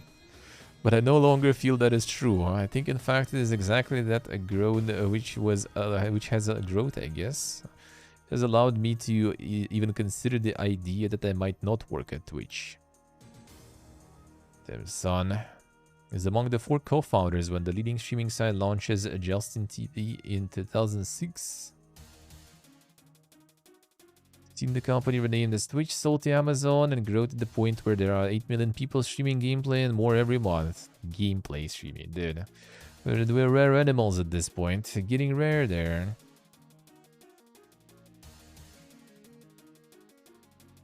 Yes, yeah. Also overseen the company during controversies such as wave of abuse allegations against streamers, Twitch Do Better movement. In-depth investigation by game industry biz explored the level of sexual harassment and various forms of abuse, both behind the scenes and on its platform. More recently, there has also been a backlash from streamers over changes to the revenue split, and that is actually new CEO who handled that stuff, so we in for a ride. And the company's lax stance on gambling streams. Well, is that they kinda changed, kinda. Now we got the dang CEO. He was justifying the revenue split cuts and everything. So we're gonna get prepared to get milked, probably. Well, I mean, I'm already milk dry. There is no milk for me left. At all, At all, for a year already. 5 PM already. You're asking me? I don't know, dude. I don't know. I wonder myself, actually. We need time. I need time. The Unity awaits. A bit of a shorter one though today. I kinda want to eat and stuff too after. If we go too long. Splash Damage collaborates with the content creators to develop Project Astrid. Christopher Sacrel Ball and Michael Shroud Grzesik to provide their expertise as streamers and players. Insane. Astrid is described as AAA open world survival game and is currently in pre-production. Who's the middle dude? I guess someone from the Splash Damage or something? Some I don't know, CEO or some other dude. Don't have exam tomorrow. True. That is very nice. That is at least something good.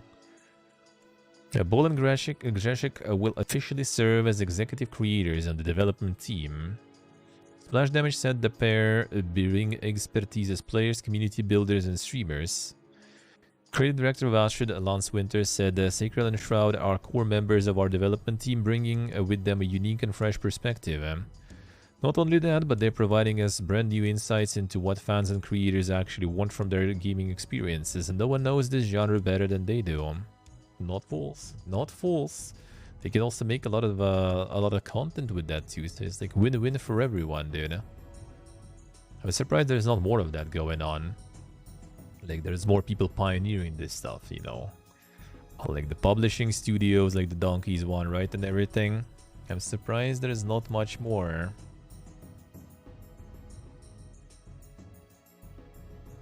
I am surprised.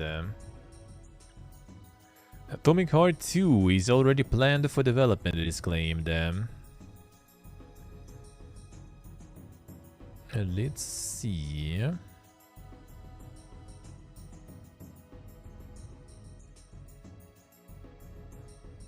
Short video journalist Alexei Makarenkov explained that he'd spoken briefly with the developers at Montfish, said that he'd raised a question regarding a potential sequel, and while there were no expectations that Montfish would downplay the question, the team allegedly stated that there are active plans to develop Atomic Heart 2.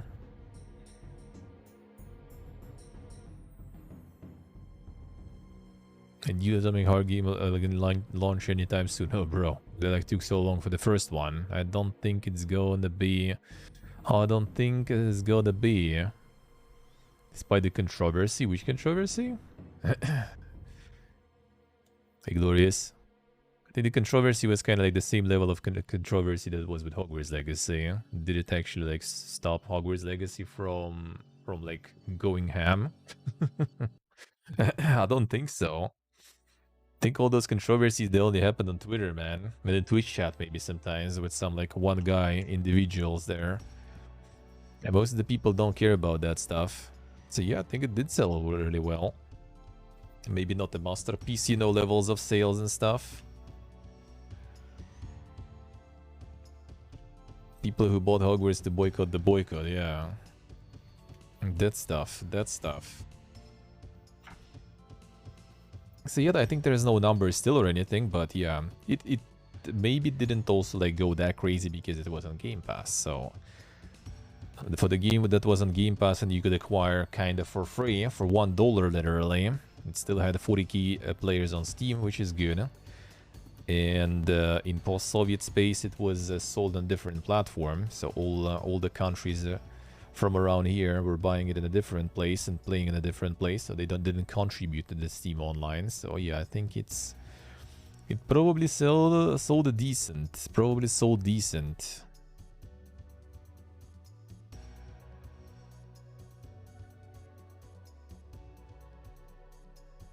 Yeah, the controversies and dire situations.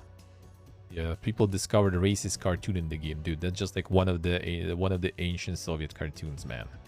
It's the kids' cartoon that has absolutely no intent like this. They actually removed that, by the way, I have to say. They still kind of like did everything to, how you say, to like lower the impact of those things. Even though I think it's dumb. It's like the same as like Tom and Jerry. Like they remember like the episode with blackface and stuff. Some people also were mauled about it. I don't know what happened after that though. I don't think they canceled Tom and Jerry or something, but that's pretty much the same stuff. Just take like an ancient cartoon from like, I don't know, 60s, 70s, I'm not sure, and find something. Yeah, they also like Ukrainian government wanted to hold the sale of the game. Well, I mean, still sold, huh? Like people basically just like were mad that there was like, not mad, but like they found that the game at some point on the website of the authors, they were gathering your data, sort of. Like you needed to, there was like a warning that the information you provide gonna be stored on like the servers in Russia, which is like the law here. And it only works, I think, for, I'm not sure actually if they define like the citizens or not, but basically like whatever data company is acquiring here from the citizens of Russia, it should be stored here. So they just kind of were obliged, you know, they needed to do it by the law here, but they're not here. They're already not a Russian company for a while, actually. Even before I think the war started and stuff, they already left. Anyone who gets enough money and stuff, they piece the fuck out from here as soon as possible. The game studios too, so if anything, I think in that sense they were pretty clean, I think.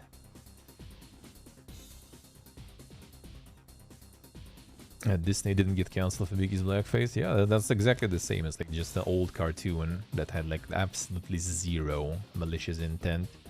It's a really nice cartoon though, overall. I don't remember what that series was about even.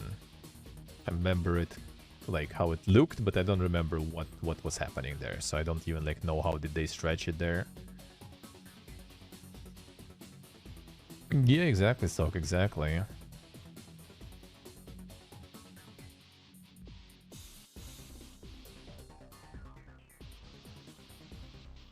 Hey, GK, the Ragnarok Online. Yeah, one day, maybe. Probably not.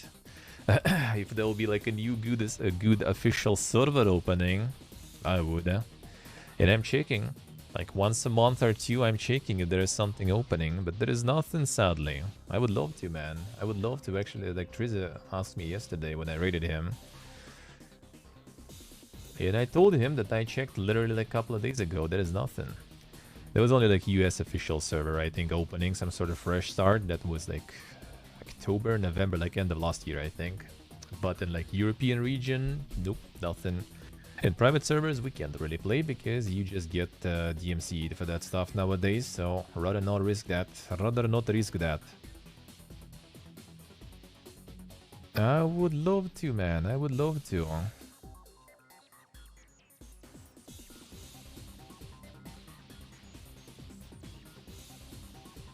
The hog is unplayable above the minimal graphics. I see, I see. Yeah, if anything, like in the Atomic Heart was running really good. Like surprised how good it was from the tech perspective, huh? I would say. A Nintendo Switch has a few years left, says Nintendo of America president. In an interview with the Associated Press, Bowser says that though a new version of the console will eventually be released, the company still sees a future for the original Nintendo Switch. The fridge is stronger, I guess. As Mr. Furukawa said recently, we're entering uncharted territory with the platform. It is exciting to see that demand is still there. So nothing to announce on any further console or device, but we are still feeling very bullish about Nintendo Switch. Truly unique design, strong performance over the next few years. I mean, it will. I mean, they're gonna sell a bunch of stuff on the console, and console will sell well too, just because, you know, the games are on the console and because developers gonna adjust those games for the console. Like, they don't consider, I guess, the part where, you know, you could just like allow developers to make better games for the platform. You know, that's a wild thing. That's a wild thing to think about.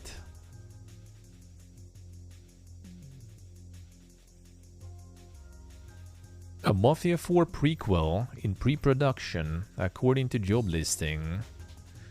It was confirmed that Mafia 4 was in development, with the news dropping more than 6 years after the launch of Mafia 3. And now, thanks to a job listing on LinkedIn, it seems that the status of Mafia 4 has been updated and it now sits in pre-production. As the part of the development cycle, the key story points, setting and characters are fleshed out, and the environment begins to be detailed in concept art and intricate designs. It was revealed a few months ago that Mafia 4 could be a prequel set before the existing trilogy, and it will be built in Unreal 5 with developer Hangar 13, moving away from the engine that was used to build Mafia 3 and definitive editions of the older titles. There wasn't much information offered up by the job post on LinkedIn, but it did stress that applicants would be working on an unannounced multi-platform game currently in the pre-production using Unreal Engine 5. So that fits the bill for what we already know about Mafia 4. An announced multi-platform game. And Mafia 4 was announced. So we'll see. Set in 1920s Sicily. We will see, we will see. Are you playing Ragnarok Online, GK, by the way? Or you also just want to play some? Or you also just want to play some?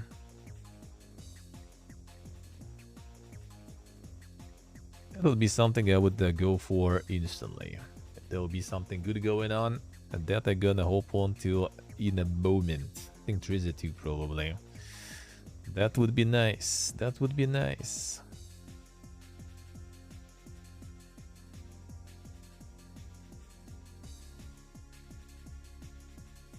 True, stay true, huh? Game that, no, that's not gonna be the game probably that plays before everything, really. Seems like. even the very first one, I guess. Since it's Sicily and everything too. Amiibo's still a thing? Yep, I think so. I think so.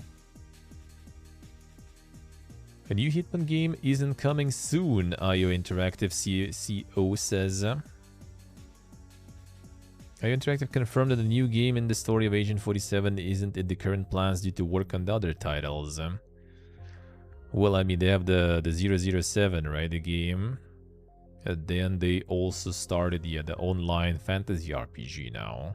So, if it's actually like something like MMO, that probably will take a bunch of resources and time to make. So, Hitman gonna wait. Hitman gotta wait, dude. Just not more content. I mean, that's what they're gonna probably do now. I'll just keep kind of like live servicing it a little bit. Probably.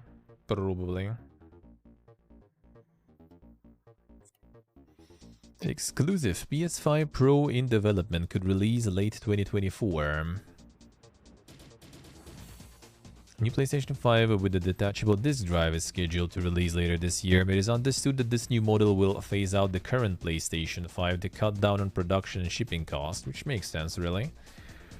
In spite of the widespread reports, this is not the PS5 Pro model.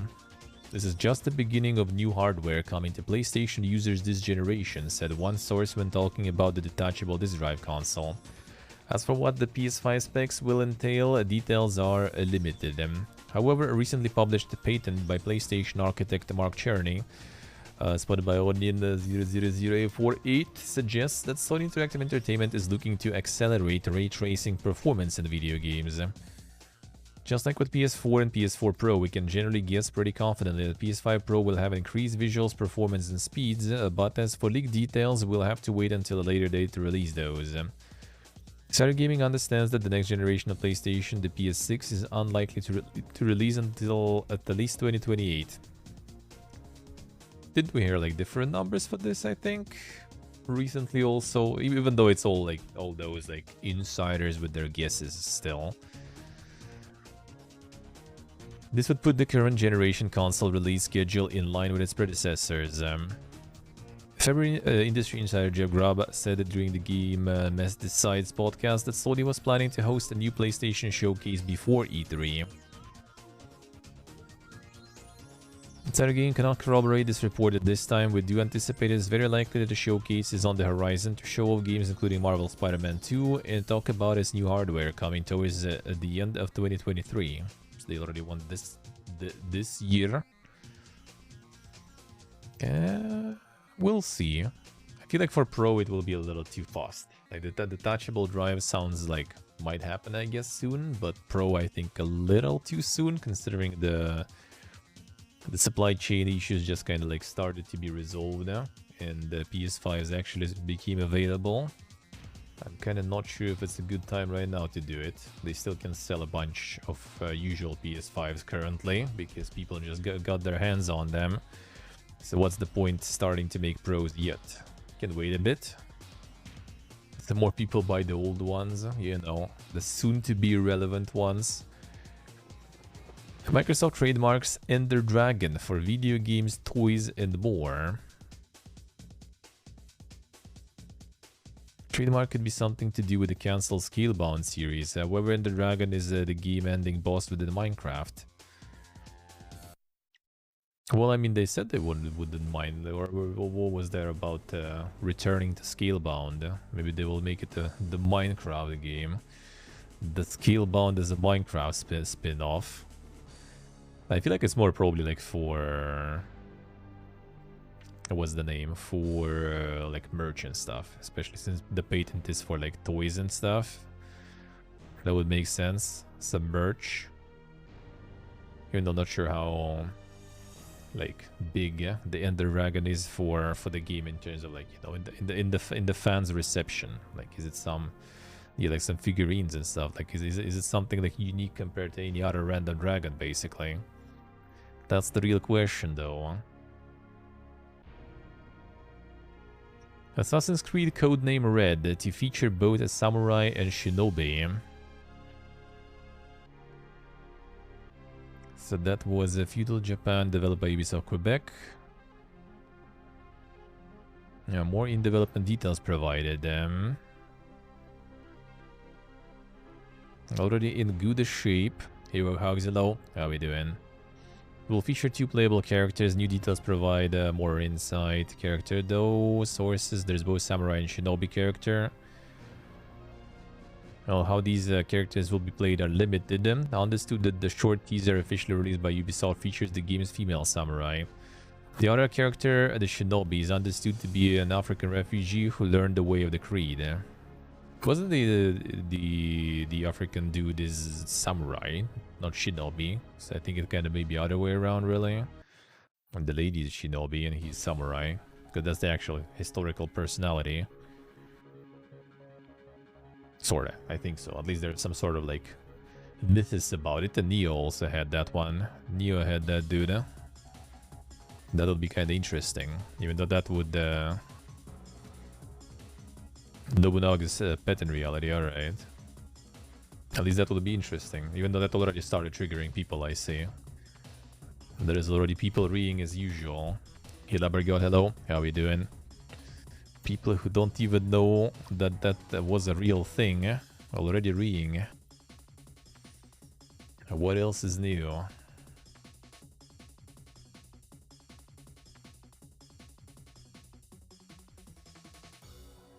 See what I say.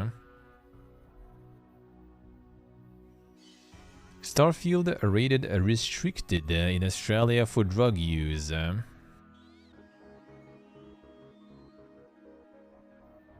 No alien sex scenes in Starfield. Confirmed recently that the Australian government had rated Starfield restricted for high-impact interactive drug use. But while doing so, it confirmed a string of other things about the game, provided the ratings are accurate, of course. For instance, the classification board confirmed there will be no sex whatsoever, a very mild nudity, and strong and impactful violence. There'll also be a fair amount of bad language and some moderately impactful themes in the game. No sex but drugs. Unlucky. No booba for you. Yeah, no alien sex, dude. No robot sex either. It's all over. It's all over. Tailgater. A V out. A V out. No game of the year. Unluckus. Unluckus. Alright, and that is all. Actually, no, 1 second. Let me see. Let me see. Let me see. Techland stuff. System Shock done. Yep, that easy then. That easy then. Got him. Got him. Oh, the Atlas Fallen gameplay. True. That's a good one. That's a good one. I wanted to check that. I wanted to check. That is true.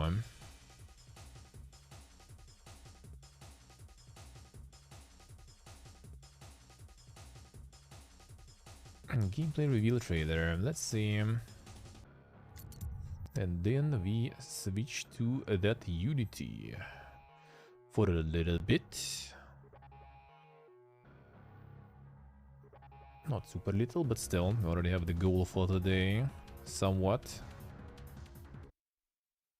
Here I close this. There we go.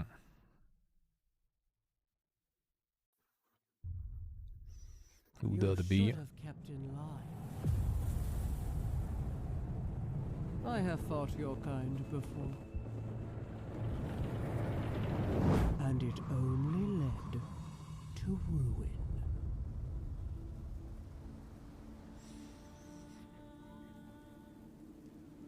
I am the order of this world. I am its rule.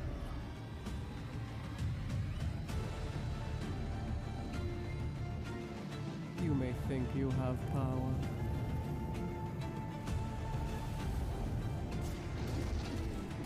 But your struggle is futile.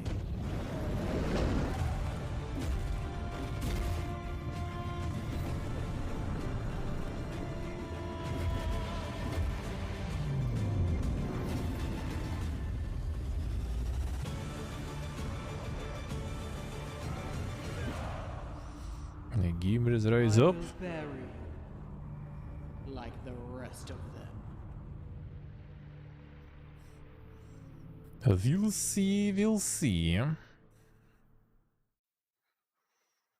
The dark-sided vibes, kinda.